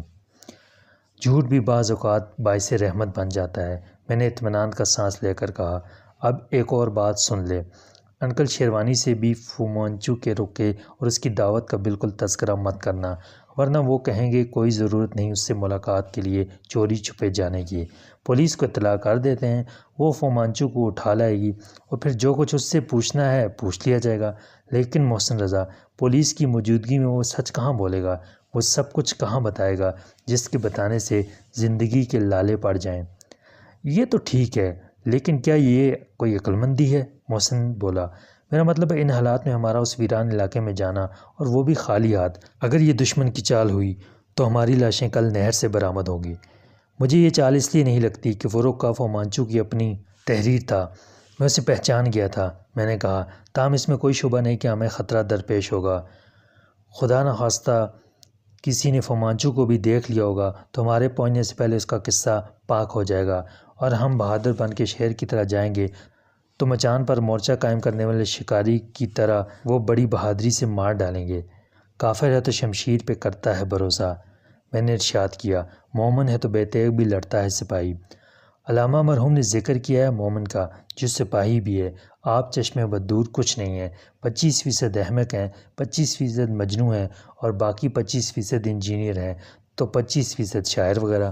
محسن رضا نے جل کے کہا، تو نے بلیک بیلٹ کے نمبر بالکل نہیں دیے، میں نے کہا، اور ہاتھ کو سیدھا کھڑا کیا، جو مجھے ملی تو نہیں مگر مل سکتی تھی۔ اگر اجازت ہو تو مظاہرہ کروں؟ 1 منٹ میں میز کے 2 ٹکڑے۔ میں نے 25% حماقت کے نمبر دے دیے، اس لیے مظاہرے کی ضرورت نہیں۔ وہ بولا، آؤ اب ڈیڈی کی ڈانٹ ڈپٹ سن آئیں اور انہیں سی آف کرنے ایئرپورٹ سے واپسی پر سوچیں گے۔ 1-2 مسائل اور بھی توجہ طلب ہیں، میں نے کہا۔ ایک تو یہی کہ ہمیں یا کم سے کم مجھے غیر مسلح نہیں پھرنا چاہیے، لیکن ریوالور سے پہلے لائسنس حاصل کرنا آسان کام نہیں۔ بغیر لائسنس کا ریوالور لے کر پھرنا جرائم میں ایک اور جرم کا اضافہ کرنا ہے۔ دوسرا مسئلہ قیام کا ہے۔ تیسرا مسئلہ کہ سلامت شاہ کے بعد کون گواہی دے گا کہ میرے والد کی قبر کون سی ہے؟ آج رات تو ہم بھی ایمبیسڈر ہوٹل میں قیام کرتے ہیں، محسن نے کہا۔ میں کوشش کرتا ہوں کہ کمرہ گزشتہ دن سے کسی کے نام بک نہ ہو سکے تو آج دوپہر سے بک دکھا دیا جائے۔ آج 1 بجے کے بعد کوئی نیا مسافر نہیں آیا ہوگا تو یہ کوئی مسئلہ نہیں ہوگا، اور بعد میں ہمارے لیے ایک دستاویزی ثبوت بن جائے گا۔ ہم ثابت کر سکیں گے کہ عدالت سے سیدھے یہاں آئے تھے۔ رات کو میں ایئرپورٹ پر دیکھوں گا، کوئی واقف مل گیا تو ہمارا گواہ بن جائے گا۔ قیام کا مستقل مسئلہ ہے کہ کہیں کوئی کرائے کی جگہ دیکھی جائے۔ جب تک چلے گا ہمیں یہاں رکنا ہوگا اور اس پتے سے عدالت کو بھی مطلع کرنا ہوگا۔ ہمیں چھڑے چھانٹ کوئی شریف آدمی جس کی بیوی یا لڑکی جوان اور خوبصورت ہوگی، وہ ہمیں کب کرایہ دار رکھے گا؟ یہ مسئلہ منظر یا رابعہ حل کر سکتے ہیں۔ ریوالور کے حصول میں SSP ضامن رضوی سے مدد لی جا سکتی ہے۔ قبر کی نشاندہی کرنے والے 3 گواہ جنازے کے شرکاء ہوتے ہیں، ان کے نام چراغ دین بتا سکتا ہے۔ شیروانی صاحب کے پاس ہم اپنے لیے کمرہ بک کرا کے پہنچے۔ محسن نے لندن کے واقعات بھی تفصیل سے بتائے تھے، اور جو کچھ لاہور پہنچنے کے بعد ہوا تھا وہ بھی بتا دیا، مگر ان کے نقطہ نظر سے بہت سی باتیں وضاحت طلب تھیں۔ میرے والد کی موت کے بارے میں انہوں نے بہت افسوس کا اظہار کیا۔ اگر وہ بندہ خدا مجھے اشارہ بھی کر دیتا کہ اس کے حالات اس حد تک دگرگوں ہیں تو میں کچھ نہ کچھ کرتا۔ میرا خیال ہے انکل کہ اس صبر و تحمل کے ساتھ تمام مصائب کو اکیلے رہ کر جھیلنے کی کوئی معقول وجہ ضرور ہوگی۔ میں نے کہا، کیا آپ اس پر روشنی ڈال سکتے ہیں کہ انہوں نے مجھے یا آپ کو بھی اعتماد کے قابل کیوں نہیں سمجھا؟ میرا مطلب ہے وہ اعتماد کرتے ہوئے کیوں ڈرتے تھے؟ آپ انہیں ایک زمانے سے جانتے ہیں، کیا آپ کے علم میں کوئی ایسی بات ہے؟ مثلاً یہ کہ ان سے کبھی نادانستگی میں کوئی ایسی غلطی ہوئی ہو جس کا کفارہ ادا نہ ہوا ہو، اور ان کے پرانے بدخواہ یہ بات جانتے ہوں کہ وہ غلطی کیا تھی؟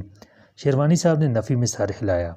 وزیر خان نے مجھ سے کبھی کچھ نہیں چھپایا، بالکل اس طرح جیسے تم اور محسن ایک دوسرے سے کچھ نہیں چھپاتے، لیکن میں اس کے امکانات کو یکسر مسترد نہیں کرتا۔ آدمی خطا کا پتلا، اور بعض اوقات حالات اس کے خلاف سازش کر لیتے ہیں تو سوچ سمجھ کر ہر قدم اٹھانے والے کی عقل بھی ساتھ نہیں دیتی۔ کیا کہا جا سکتا ہے کہ وہ کیا غلطی تھی جو اس نے مجھ سے بھی چھپائی؟ آپ ان کے پرانے دوست احباب کو اور ملنے والوں کو جانتے ہوں گے، ان میں سے پاکستان آنے والے کون تھے، اور کیا آپ کو معلوم ہے کہ وہ لوگ کہاں ہیں؟ میں نے کہا، مثلاً میر شرافت علی کے بارے میں آپ کی کیا معلومات ہیں؟ زیادہ نہیں، وہ سوچتے ہوئے بولے۔ میرٹھ میں بھائی وزیر خان مرحوم کے پاس آتا جاتا تھا، لیکن وہ اس کو پسند نہیں کرتے تھے۔ کمینہ آدمی تھا، مگر کیا کرتے، گھر آئے ہوئے کو دھتکارا بھی تو نہیں جا سکتا۔ اس تعلق کی نوعیت کیا تھی؟ میرا مطلب ہے کہیں وہ پاس پڑوس میں رہتا تھا، والد مرحوم کے ساتھ کام کرتا تھا، یا ان کے کسی دوست کا دوست تھا؟ سنا میرٹھ میں اس کی کوٹھی بھی تھی؟ ہاں کوٹھی تو تھی، شیروانی صاحب نے کہا، اور زیادہ باتوں کا مجھے اس علم نہیں کہ میرٹھ میں میرا قیام سرکاری ملازمت کے سلسلے میں بہت مختصر رہا۔ میری ایک ہندو افسر سے لگ گئی اور اس نے مجھے دہلی ٹرانسفر کرا دیا۔ نئی نئی ملازمت تھی، ہندو اعلیٰ ملازمتوں پر قابض تھے اور ان کی چلتی بھی تھی، چنانچہ میں عملاً فٹ بال بنا رہا، ایک میں ادھر دوسری میں ادھر، ہر سال بستر باندھنا پڑتا تھا۔ بڑی مشکل سے ایک انگریز افسر کی مداخلت پر یہ چکر ختم ہوا۔ تقریباً 6 سال بھائی وزیر مرحوم سے کوئی تعلق نہ رہا۔ پھر انہوں نے میرٹھ کے چند لوگوں کے نام بتائے جو والد صاحب کو جانتے تھے، ان میں سے 2 مر چکے تھے۔ ایک کے بارے میں انہیں خبر تھی کہ ہانگ کانگ چلا گیا، باقی نہ جانے کہاں تھے کہ پھر کبھی نہیں ملے۔ انہوں نے میرے دوبارہ پوسٹ مارٹم کے خیال کو پسند نہیں کیا، لیکن میں نے کہا کہ دوبارہ کیا، ان کا تو سرے سے پوسٹ مارٹم ہوا ہی نہیں تھا، اور قبرستان میں گورکن کے رجسٹر میں موت کی وجہ ہارٹ فیل لکھی ہوئی ہے، جو بظاہر غلط ہے، اس لیے کہ والد مرحوم کو گٹھیا کا عارضہ تو تھا مگر بلڈ پریشر جیسی کوئی شکایت نہ تھی۔ تو شیروانی صاحب نے کہا پھر ٹھیک ہے۔ اس کے بعد میں نے تازہ ترین واردات سے پیدا ہونے والے مسئلے کا ذکر کیا۔ وہ حسب توقع پہلے توجہ سے سنتے رہے اور پھر برہم ہوئے کہ آخر اس حماقت کی کیا ضرورت تھی۔ موجودہ حالات میں تو مجھے نامعقولیت سے قطعی اجتناب کرنا چاہیے اور تجربات سے سبق حاصل کرنا چاہیے وغیرہ وغیرہ۔ پھر انہوں نے کہا کہ اب مجبوری ہے تو وہ جھوٹ بھی بولیں گے، خواہ اس سے فائدہ ہو یا نہ ہو۔ مجھے تو بہت افسوس ہے کہ تم نے اپنی تعلیم بھی مکمل نہیں کی، انہوں نے کہا۔ محسن خود اپنی ضد سے گیا تھا کیونکہ تم والد کی ضد سے مجبور تھے۔ میں اس کو ہرگز واپس نہ بلاتا، مگر اس کی ماں، تم جانتے ہو عورتوں کے لیے منطق بےمانی چیز ہے۔ اس کو یقین تھا کہ محسن لندن میں رہا تو قتل ہو جائے گا، پھر میں کیا کرتا؟ وہ تو اب بھی مصر تھی کہ واپسی میں لڑکے کو ساتھ لے آنا، مگر میں تمہیں اکیلا نہیں چھوڑ سکتا۔ تم دونوں نے رہائش کا کیا انتظام کیا ہے؟ ہم نے انہیں مطلع کیا کہ آج رات تو اسی ہوٹل میں قیام کریں گے، کل بندوبست ہو جائے گا۔ ایک دوست کے مکان کا اوپر والا حصہ خالی ہے۔ محسن نے ان کی نظر بچا کے مجھے آنکھ ماری، اور جب شیروانی صاحب نے پتہ نہیں مانگا تو میں نے خدا کا شکر ادا کیا۔ پھر گھڑی دیکھ کے انہوں نے روم سروس سے 3 افراد کا کھانا طلب کیا، اور جب کھانا آ گیا تو میں نے ڈرتے ڈرتے دوسرا مسئلہ بیان کیا۔ خلاف امید وہ خفا نہیں ہوئے اور کہا کہ ان حالات میں اپنی حفاظت کا انتظام ضروری ہے۔ لائسنس کے لیے میں ضامن رضوی سے بات کر لوں گا، انہوں نے کہا، مگر ریوالور ہاتھ میں آ جائے تو دنا دن گولیاں مت چلاتے پھرنا۔ جب آدمی کے ہاتھ میں طاقت ہو تو اسے زیادہ محتاط رہنا پڑتا ہے۔ اس کے بعد ہم انہیں سی آف کرنے ایئرپورٹ گئے، اور چلتے چلتے انہوں نے پھر تاکید کی کہ ہم عقل اور احتیاط کا دامن ہاتھ سے نہ چھوڑیں، وکیلوں سے مشورہ کیے بغیر کوئی قدم نہ اٹھائیں، اور انہیں وقتاً فوقتاً فون کرتے رہیں۔ جب جہاز ٹیک آف کر گیا تو ہم واپس ہوئے۔ ایئرپورٹ پر تلاش کرنے کے باوجود کوئی آشنا نہ ملا جسے ہم گواہ بنا سکتے۔ یار سکندر، محسن نے ایئرپورٹ کی عمارت سے باہر آ کے کہا، واقعی اس وقت ڈیڈی کو بتاتے کہ خیر سے واپسی پر ہم ایک اور مارکا سر کرنے کا پروگرام رکھتے ہیں، تو وہ ضامن رضوی کو فون کرتے اور کہتے ان دونوں کو آج رات کہیں بند رکھو اور اس فومانچو کو اٹھا لو۔ مگر اب یہ سوچ لے، خدا نخواستہ وہاں کوئی گڑبڑ ہو گئی تو ڈیڈی کی حمایت حاصل نہیں رہے گی۔ ابے یہ جتنے باپ ہوتے ہیں سب باہر سے سخت ہوتے ہیں، اندر سے ان کا دل اولاد کے لیے موم ہوتا ہے، بالکل تربوز کی طرح۔ میں نے کہا، ان کی سب سے بڑی مجبوری ہی یہ ہوتی ہے کہ اچھے ہوں یا برے کسی بیٹے کو چھوڑ نہیں سکتے، اور اس کمزوری کی باعث بلیک میل بھی ہوتے ہیں، مگر وہ بھی ہوتے ہیں جو بوجہ نافرمانی جائیداد منقولہ و غیر منقولہ سے آگ کر دیتے ہیں۔ محسن نے کہا، نہ وہ انکل شیروانی جیسے والد ہوتے ہیں اور نہ ہم ان جیسے بیٹے۔ میں نے ہنس کر کہا۔ اسی وقت میری نگاہ میر پر پڑی جو ٹیکسی میں بیٹھنے والا تھا۔ ارے میر صاحب، میں نے چلا کر کہا، اور اس کی طرف یوں دوڑا جیسے برسوں کے بچھڑے ہوئے دوست سے باغلگیر ہونا چاہتا ہوں۔ میر محمد ٹھٹک کر رہ گیا۔ تم یہاں کیا کر رہے ہو؟ فرار ہونا چاہتے تھے لاہور سے؟ فرار تو واقعی ہونا ہے، میں نے کہا، مگر لاہور سے نہیں، لاہور کی طرف۔ یہاں محسن کے والد کو سی آف کرنے آئے تھے، وہی جو وزارت خارجہ کے ڈپٹی سیکرٹری ہیں، وہی شیروانی صاحب جو میرے ضامن نمبر 1 تھے۔ دیکھا تو جیب میں پیسے نہیں ہیں، اچانک تم نظر آ گئے اور ہمارا مسئلہ حل ہو گیا۔ ہمیں ایمبیسڈر ہوٹل چھوڑ دینا، ہم وہی مقیم ہیں، مہنگا ہے مگر اچھا ہوٹل ہے، بڑے لوگ وہیں ٹھہرتے ہیں۔ بڑی اچھی بات ہے، وہ ٹیکسی میں بیٹھ کے بولا۔ ایمبیسڈر ہوٹل تک مارچ کرنے سے بڑے لوگوں کی صحت بھی اچھی رہتی ہے۔ ٹیکسی کی جاتی میں نے کہا مارا اور محسن سے ہاتھ ملایا کیسی بے سروپا بکواس کی میں نے۔ سوچتا ہوگا نشے میں ہیں یا محض چھیڑخانی کر رہے ہیں، مگر میں نے سب کچھ بتا دیا۔ یار یہ قابل اعتبار گواہ نہیں، محسن نے ہنستے ہوئے کہا، لیکن چالاکی سے کام لے کر اس کی گواہی حاصل کی جا سکتی ہے۔ مثلاً کسی معتبر شخص کے سامنے اس سے پوچھیں کہ رات کو ایئرپورٹ پر کیوں گھوم رہے تھے، یہ چڑھ جائے گا اور جواب کچھ بھی دے، مگر وہ اعتراف کے مترادف ہوگا کہ ہم سے ایئرپورٹ پر ملا تھا۔ اگر ہم کہیں کہ ہمیں ایمبیسڈر ہوٹل چھوڑ دیتے تو کیا ٹیکسی گھس جاتی؟ ظاہر ہے وہ کہے گا تمہارے جوتے گھس جاتے کیا، یا ایسی کوئی بات، مگر وہ معتبر شخص گواہ ہوگا تو میر کیسے انکار کرے گا کہ ہم سے ایئرپورٹ پر ملا ہی نہ تھا۔ یہ سب تو ٹھیک ہے اور بات کی بات ہے، میں نے ایک ٹیکسی کا دروازہ کھول کر بلا اجازت بیٹھتے ہوئے کہا، ابھی کی فکر کرو۔ کہاں جانا ہے جی آپ کو؟ ڈرائیور نے ناگواری سے کہا، پہلے پوچھ لینا چاہیے۔ پوچھیں گے تم سے بعد میں نے غرا کر کہا، چلو دھرم پورہ پولیس اسٹیشن اور میٹر ڈاؤن کر لو۔ 100-200 روپے کی سواری اٹھانے کی امید میں کھڑے ہوئے ڈرائیور نے میٹر ڈاؤن کرتے ہوئے تقدیر کو یقیناً کوسا ہوگا کہ ملے بھی تو پولیس والے، اور خدا کا شکر ادا کیا ہوگا کہ اصول پسند تھے، ورنہ میٹر کا کرایہ دینے کے بجائے کسی بہانے اپنا نذرانہ بھی وصول کر لیتے۔ دھرم پورہ پولیس اسٹیشن پر ڈرائیور کو 20 روپے دے کر ہم نے پیدل چلنا شروع کیا۔ بہت پہلے میں یہاں اپنے ایک دوست سے ملنے آتا تھا۔ یادداشت پر بھروسہ کرتے ہوئے میں نے دھرم پورہ کے بازار کو عبور کیا جو چھوٹی سی تنگ سڑک تھی، پھر ایک لک دک میدان آ گیا جس میں لکڑی کی ایک ٹال موجود پا کے میں نے اپنی سمت کے صحیح ہونے کا اندازہ کیا۔ موڑ پر مجھے رتن اسٹریٹ نمبر 19 کا نیلا بورڈ نظر آیا جس پر سفید حروف چمک رہے تھے۔ ہم پرانی اینٹوں کے فرش والی گلی سے گزرے۔ محسن کچھ تشویش کا شکار تھا کہ یہ ہم کہاں جا رہے ہیں، مگر میں نے کہا کہ یہ راستہ شارٹ کٹ ہی نہیں کہ ہمارے لیے بہت محفوظ بھی ہے۔ اگر ہمارے دشمن منتظر ہوئے تو سڑک پر ہوں گے، ہم پیچھے سے ان کو جا لیں گے۔ گلی کے اختتام پر بائیں جانب دیوار تھی جو نہر کے دفاتر کے عقبی حصے کو دھرم پورے کی اس آبادی سے جدا کرتی تھی، مگر بیرون چوبچہ رہنے والوں نے اس دیوار میں ایک شگاف بنا لیا تھا اور اس غار کے دہانے جیسے شگاف سے گزر کے وہ براہ راست سڑک پر طلوع ہوتے تھے جہاں سے دن میں رکشہ وغیرہ مل جاتے تھے۔ کبھی نہر کے محکمے والے مستعد ہوتے تو شگاف بند کر دیا جاتا تھا اور لوگوں کو تقریباً 1.25 میل چل کے سڑک تک پہنچنا پڑتا تھا، لیکن خود نہر کے محکمے کے اپنے ملازم جو سرونٹ کوارٹرز میں رہتے تھے چند روز بعد دیوار کی اینٹیں پھر نکال دیتے تھے، کیونکہ خود انہیں دھرم پورے کے بازار تک پہنچنے کے لیے دیوار پر سے کودنا یا 1 میل کا چکر کاٹنا گوارا نہ تھا۔ میں اور محسن سر جھکا کے دیوار کے خلا سے گزر گئے۔ 2 رویہ سرونٹ کوارٹرز کی پتلی سی گلی کو طے کر کے ہم عین اس جگہ پہنچے جہاں فومانچو نے ہمیں بلایا تھا۔ نہر کے دفاتر بند تھے اور لوگ باہر چارپائیاں ڈالے سو رہے تھے۔ نہر کا گدلا پانی جس میں سارا دن بچے بڑے نہاتے تھے اور ہوا بھری ٹیوب لے کر تیرتے تھے اب سکون سے بہہ رہا تھا۔ مخالف کنارے پر صرف ایک آدمی تھا جس نے تن کے کپڑے دھو کر پھیلائے تھے اور خود اندھیرے کی ستر پوشی سے مطمئن بیٹھا تھا۔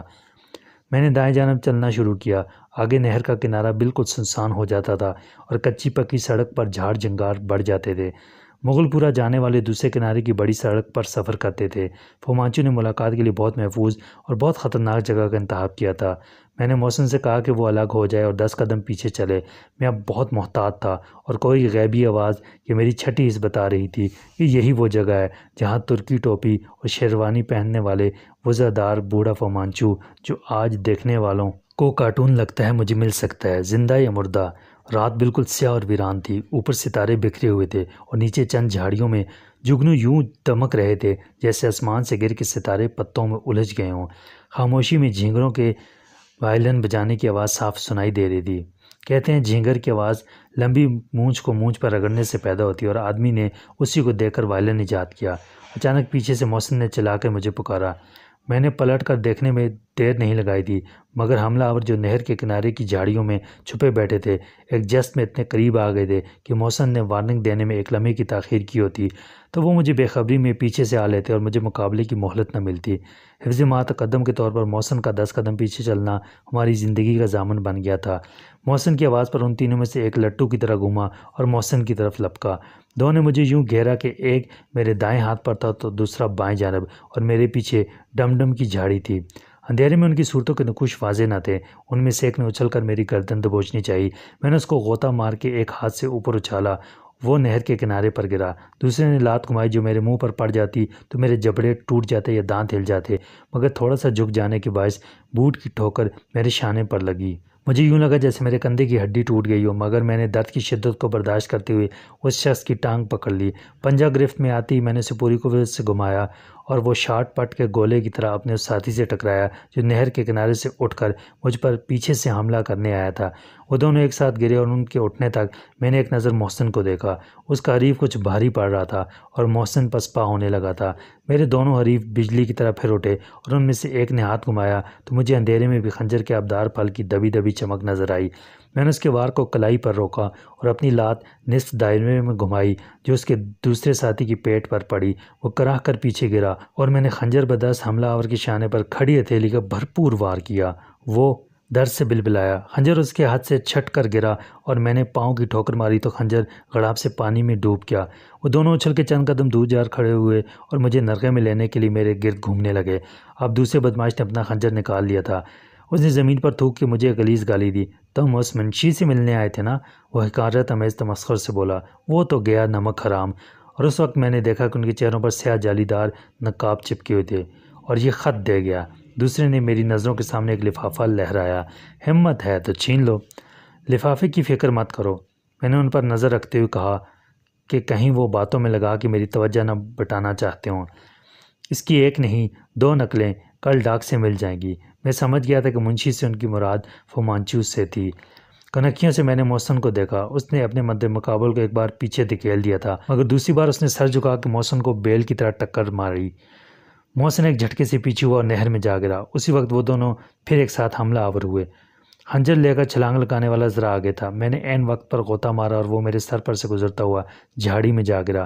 دوسرے کا مکہ میرے سر پر لگا اور ذرا سی دیر کے لیے مجھے دنیا گھومتی ہوئی نظر آئی۔ پھر میں نے سر کو جھٹکا اور اس کی پیٹ پر لات ماری۔ وہ کراہ کر دوہرا ہوا تو میں نے دونوں ہاتھ ملا کر اس کی ٹھوڑی پر نیچے سے اوپر کی جانب ضرب لگائی۔ وہ اچھلا اور سر کے بل نہر میں گیا۔ جھاڑی میں گھس جانے والا محتاط تھا اور خنجر کی نوک سامنے کی آہستہ آہستہ میری طرف بڑھ رہا تھا۔ میں ایک قدم پیچھے ہٹتا گیا تاکہ محسن کے قریب ہو سکوں جسے اس کا حریف نہر کے پانی سے نکلنے کا موقع نہیں دے رہا تھا۔ جیسے وہ کنارے کی طرف آتا تھا وہ لات مار کے محسن کو پھر پانی میں گرا دیتا تھا۔ شاید محسن نے اس کا پاؤں پکڑنے کی کوشش کی تھی کہ اس کا جوتا اتر گیا تھا، ورنہ جوتوں سمیت ہر کک سے محسن کا حلیہ بگڑ جاتا۔ خنجر والے نے اچانک جھک کر زمین پر سے کوئی چیز اٹھائی۔ یہ دیکھو، وہ خباثت سے بولا۔ کیا ہے یہ؟ میرا خیال تھا اس نے زمین پر سے کوئی پتھر اٹھایا اور میں نے خود کو ضرب سے بچانے کے لیے سر کے سامنے ایک ہاتھ کو ڈھال بنا لیا تھا، مگر میری نظروں کے سامنے 2 ہاتھ تھے۔ ایک ہاتھ میرے دشمن کا تھا، دوسرا ہاتھ کسی کا بھی نہیں تھا، صرف ایک ہاتھ تھا کلائی کے پاس سے کٹا ہوا۔ میں نے نظر جما کے دیکھا، شاید مجھے 1 کے 2 نظر آنے لگے ہیں، مگر یہ نگاہ کا دھوکہ نہیں تھا۔ میرے مد مقابل کے ایک ہاتھ میں خنجر تھا اور دوسرے ہاتھ میں اس نے انگلی کی پور سے ایک سالم انسانی ہاتھ تھام رکھا تھا، وہ ہاتھ جو کسی بازو سے منسلک رہا ہوگا اور وہ بازو جو کسی جسم کا حصہ ہوگا اور وہ جسم کسی میرے جیسے ہی انسان کا ہوگا۔ مگر اب میری نظر کے سامنے وہ ایک ہاتھ تھا جو نقش فریادی تھا، انصاف کا طالب تھا، ظلم و بربریت پر نوحہ نہ تھا۔ کس کا ہاتھ ہے یہ؟ پہچانا؟ وہ بولا۔ یہ غدار نمک حرام کا ہاتھ ہے۔ اس ہاتھ سے اس نے خط لکھا تھا، تمہیں رکا پہنچایا تھا۔ وہ ہاتھ فضا میں بلند ہوا، آسمان کی طرف اٹھا، فریاد کرتا ہوا احتجاج کے انداز میں مدد کے لیے، پھر نیچے آیا اور پانی میں یوں گرا کہ آواز پر مجھے کہے کا گمان ہوا۔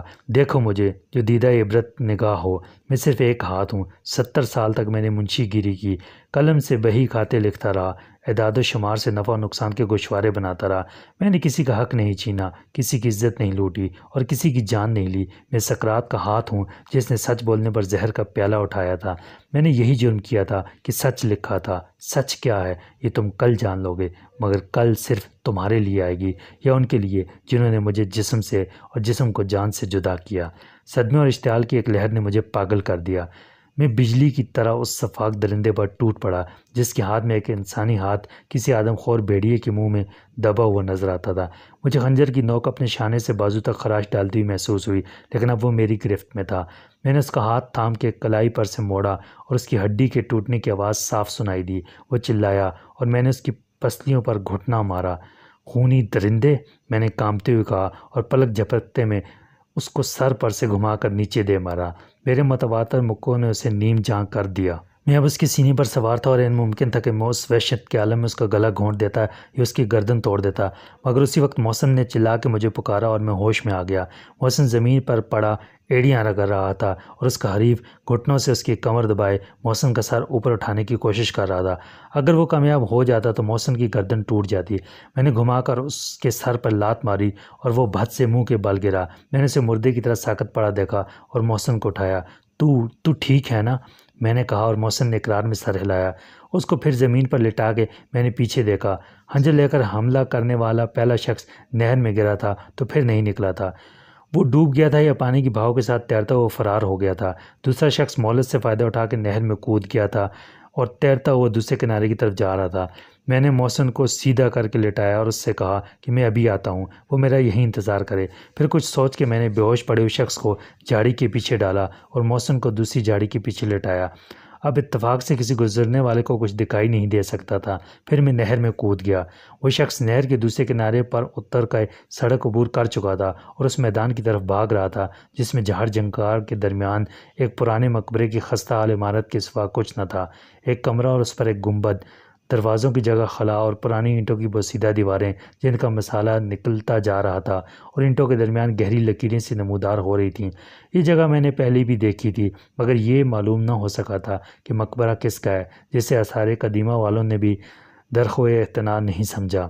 اس ویرانے میں رات کے وقت وہ تنہا عمارت بھوتوں کا مسکن لگتی تھی اور اندھیرے میں مجھ سے 100 قدم کے فاصلے پر وہ شخص دوڑ رہا تھا جس کے بارے میں میرا خیال تھا کہ وہی مندری والا ہے۔ اس کے چہرے کی نقاب میرے مکوں سے پھٹ گئی تھی اور جب میں نے اس کے سر کے بالوں کو پکڑ کے جھٹکا تھا تو مجھے وہ بال گھنگریالے لگے تھے۔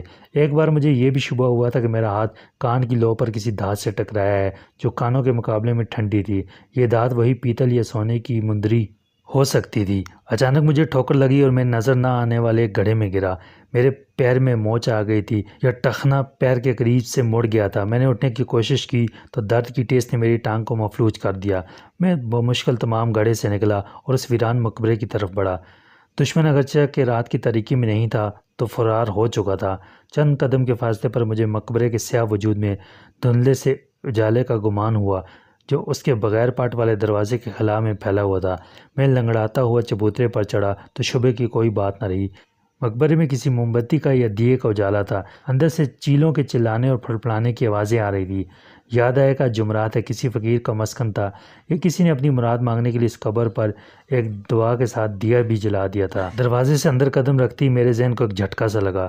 دیا ہر ایک گوشے میں روشن تھا اور ایک لاش کے سرہانے رکھا تھا جو فرش خاک پر گھاس پھوس، کنکریوں اور اینٹوں پر چت لیٹی تھی، یوں جیسے کوئی ہاتھ پیر پھیلا کر سکون کی گہری نیند میں ہو۔ 60-70 سال کے اس بوڑھے نے میلی سیاہ شیروانی پہن رکھی تھی جس کے بٹن ادھڑے ہوئے تھے۔ علی گڑھ کٹ پاجامہ اور پالش سے بے نیاز براؤن سر کو ڈھانپے رکھنے والی ترکی ٹوپی ڈبے کے قریب پڑی تھی اور لاش کا دایاں ہاتھ غائب تھا۔ میں اپنی جگہ منجمد ہو گیا اور میری رگوں میں دوڑنے والا لہو بھی منجمد ہو گیا۔ وقت کتنا ہی ہو گیا اور اچانک اس لاش نے ٹنڈ منڈ کلائی اٹھا کے کہا، السلام علیکم جناب سکندر بخش صاحب، آپ نے تو کمال کر دیا۔ یعنی یہ خوب ہے کہ کمرہ نمبر 203 کے بجائے آپ 302 سمجھتے رہے۔ بھائی خوب سمجھے، ماشاءاللہ۔ یہ 302 ہی کا کیس تھا۔ خوب رہی یہ ملاقات۔ اجی آپ کیا سوچ رہے ہیں حضرت؟ پہچان نہیں پائے مجھے؟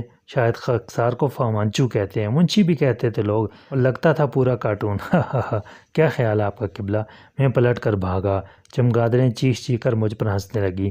میں نے ادھر ادھر نگاہ ڈالی کہ کہیں وہ پھر بے خبری میں مجھ پر حملہ نہ کر دیں، مگر وہ تو رات کے اندھیرے میں تحلیل ہو چکا تھا۔ میں نے لنگڑاتے ہوئے نہر تک کا فاصلہ طے کیا اور ایک بار پھر چند گز کا فاصلہ طے کر کے بعد دوسرے کنارے پر پہنچا جہاں محسن آنکھیں کھولے لیٹا تھا۔ مجھے دیکھ کر وہ اٹھ بیٹھا۔ میں دھڑام سے اس کے پاس گر گیا۔ سکندر، اس نے مجھے جھنجھوڑا۔ سکندر، کیا بات ہے؟ تو زخمی ہے؟ اس نے میرے بازو سے ہاتھ پر لگ جانے والے خون کو دیکھا۔ میں نے نفی میں سر ہلایا اور لمبی لمبی سانسیں لیتا رہا۔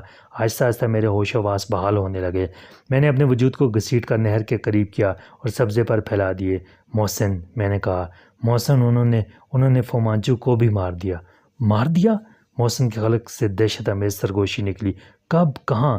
میں نے اسے کم سے کم الفاظ میں تعقب کی روداد سنا دی۔ میرا خیال ہے محسن، یہ وہی مندری والا ٹیکسی ڈرائیور تھا۔ محسن خاموش بیٹھا رہا۔ میرے اور اس کے خیالات، وسوسے اور اندیشے ایک تھے جن کی بازگشت ہمارے کان ہر سمت سے سن رہے تھے۔ اس خط کا کیا ہوا سکندر؟ جو فومانچو ہمیں دینا چاہتا تھا، اس نے بالآخر کہا۔ وہ لے گیا، میں نے کہا۔ اس نے مجھے خط دکھایا تھا اور فومانچو، اس غریب منشی کا ہاتھ، صرف ہاتھ، اگر وہ میرے ہاتھ آ جاتا تو میں اسے قتل کر دیتا۔ 10 منٹ بعد ہم نے مجموعی صورتحال کا جائزہ لیا۔ 3 دشمنوں میں سے ایک نہر میں ڈوب گیا تھا یا تیر کر نکل گیا تھا، دوسرا مغل پورے کی جانب فرار ہوا تھا اور تیسرا ابھی تک کنارے پر بے ہوش پڑا تھا۔ میرے شانے پر گہری خراش آئی تھی جس میں سے اب بھی لہو رس رہا تھا اور میرے کپڑوں کو تر کر رہا تھا۔ محسن کو بھی جو چوٹیں آئی تھیں اور اس کا ایک بازو بیکار ہو رہا تھا، بالکل اسی طرح جیسے میرا ایک پاؤں بیکار ہو گیا تھا۔ ہمارے کپڑے بھیگے ہوئے تھے اور اس حالت میں ہم سڑک تک چل کے جاتے تو یقیناً پکڑے جاتے۔ کوئی گشت کرنے والے سپاہی یا چوکیدار ہماری حالت دیکھ کر ہمیں سیدھا تھانے لے جاتا۔ ہمارا کسی رکشہ میں بیٹھ کے ایمبیسڈر ہوٹل جانا بھی ناممکن تھا۔ رکشہ بھی ہمیں علامہ اقبال روڈ پر پل تک پہنچے بغیر نہیں مل سکتا تھا۔ اچانک مجھے یاد آیا کہ میرے پاس رابعہ کا کارڈ ہے، اسے فون کرنا ممکن ہوتا تو کوئی مسئلہ نہ تھا، مگر اس وقت قرب و جوار میں فون کہیں نہیں تھا۔ میں کچھ دیر سوچتا رہا، پھر میں نے محکمہ نہر کے دفتروں کو دیکھا جن کے دروازے بند پڑے تھے اور برآمدوں میں بلب جل رہے تھے۔ محسن، میں نے کہا، ان دفتروں کا کوئی چوکیدار ضرور ہوگا اور اس کے پاس کمروں کی چابی ہوگی، کسی افسر کے کمرے میں ٹیلی فون بھی ہوگا۔ میں چل نہیں سکتا، تو ہمت کر اور کسی چوکیدار کو دیکھ، وہ کسی برآمدے میں پڑا سو رہا ہوگا، اسے 50 روپے یا 100 روپے دے اور کسی افسر کا کمرہ کھلوا۔ میرے بریف کیس میں رابعہ کا کارڈ ہے، اسے فون کر دے، آدھے گھنٹے تک گھنٹی بجنے دینا، کوئی تو اٹھے گا۔ اگر رابعہ خود آئے تو اس کو بتا دینا کہ ہم کہاں ہیں، ورنہ اسے بلوا لینا، کہنا زندگی اور موت کا مسئلہ ہے، وہ کار لے کر آ جائے گی اور ہمیں لے جائے گی، اس کے سوا ہمارے یہاں سے نکلنے کی کوئی صورت نہیں۔ محسن نے بریف کیس کھولا، لیکن اندھیرے میں ایک کارڈ کو تلاش کرنا مشکل تھا۔ میں نے اس سے کہا کہ وہ بریف کیس ساتھ لے جائے اور برآمدے کی روشنی میں اطمینان سے کارڈ تلاش کر لے۔ اس نے سر ہلایا اور بریف کیس بند کر کے چل پڑا۔ میں اس سے 100 گز دور نہر کے دفتر کی جانب بڑھتے دیکھتا رہا اور سوچتا رہا کہ جب رابعہ آئے گی تو ہم اسے کیا بتائیں گے، اپنی اس حالت کا کیا سبب بیان کریں گے؟ کیا اسے تمام واقعات سے باخبر رکھنا دانشمندی ہوگی؟ کہتے ہیں ڈاکٹر سے اور وکیل سے بات چھپائی جائے تو کیس بگڑ جاتا ہے۔ رابعہ خاموش رہنے پر رضامند نہ ہوئی تو کیا ہوگا؟ وہ پولیس کو فون کرے گی کہ فلاں جگہ مقبرے میں ایک لاش پڑی ہے، فلاں جگہ دیکھو شاید نہر میں ایک آدمی ڈوبا ہوا ملے، وہیں کنارے پر تیسرا آدمی بے ہوش پڑا ہوگا۔ پھر پولیس آئے گی، تفتیش شروع ہوگی، اور ہم کیا بتائیں گے کہ ہم اس میں کیسے ملوث ہوئے؟ شیروانی صاحب تو بعد میں پوچھیں گے مجھ سے یہ بات کیوں چھپائی تھی، پہلے پولیس سوال کرے گی کہ ہمیں کیوں نہیں بتایا۔ اگلا مرحلہ سلامت شاہ کی لاش کے بارے میں انکشاف کا ہوگا۔ مجھے تسلیم کرنا پڑے گا کہ میں اس گھر میں کودا تھا اور محبت خان گواہی دے گا۔ پھر اس خط کا کیا بنے گا جو کل کی ڈاک سے آنے والا ہے؟ میں نے محسوس کیا کہ سوالات کی بھرمار سے میرا دماغ معاف ہونے لگا ہے۔ میں نے اٹھ کر اس شخص کو دیکھا جو میری لات لگنے سے بے ہوش ہو گیا تھا، وہ ابھی تک بے حس و حرکت پڑا تھا۔ میں نے جھک کر اس کی نبض دیکھی، اس کی نبض ساکت تھی، اس کے دل کی دھڑکن بھی خاموش تھی، اس کی سانس کی آمد و رفت بھی بند تھی۔ دنیا میری نظروں کے سامنے یوں گھومنے لگی جیسے میں چکر کھانے والے ہنڈولے میں بیٹھا ہوں۔ پھر میں نے اپنی حالت پر قابو پایا اور لنگڑاتا ہوا اس جگہ سے دور بھاگنے لگا جہاں میرے ہاتھوں مارے جانے والے کی لاش پڑی تھی۔ ایک قتل کا الزام مجھ پر پہلے ہی تھا، یہ دوسرا قتل میں نے واقعی کیا تھا۔ اپنے دفاع میں کیا جانے والا قتل بھی تو قتل ہی ہوتا ہے، صفائی تو بعد میں پیش ہوگی، پہلے تو میری ضمانت منسوخ ہو جائے گی اور میں پھر جیل میں بند ہو جاؤں گا۔ محسن مجھے راستے میں ملا۔ وہ آ رہی ہے، محسن نے مجھے مطلع کیا، چوکیدار نے 100 روپے لیے ہیں، تو نے اسے تفصیلات تو نہیں بتائی ہیں؟ میں نے کہا۔ محسن نے نفی میں سر ہلایا۔ میں نے صرف یہ کہا تھا کہ بدماشوں سے مقابلے میں ہم زخمی ہو گئے ہیں، محسن بولا۔ ٹھیک ہے، اس سے زیادہ کچھ بتانا بھی نہیں ہے، میں نے کہا۔ وہ شخص جو نہر کے کنارے پڑا تھا نا، وہ مر گیا ہے۔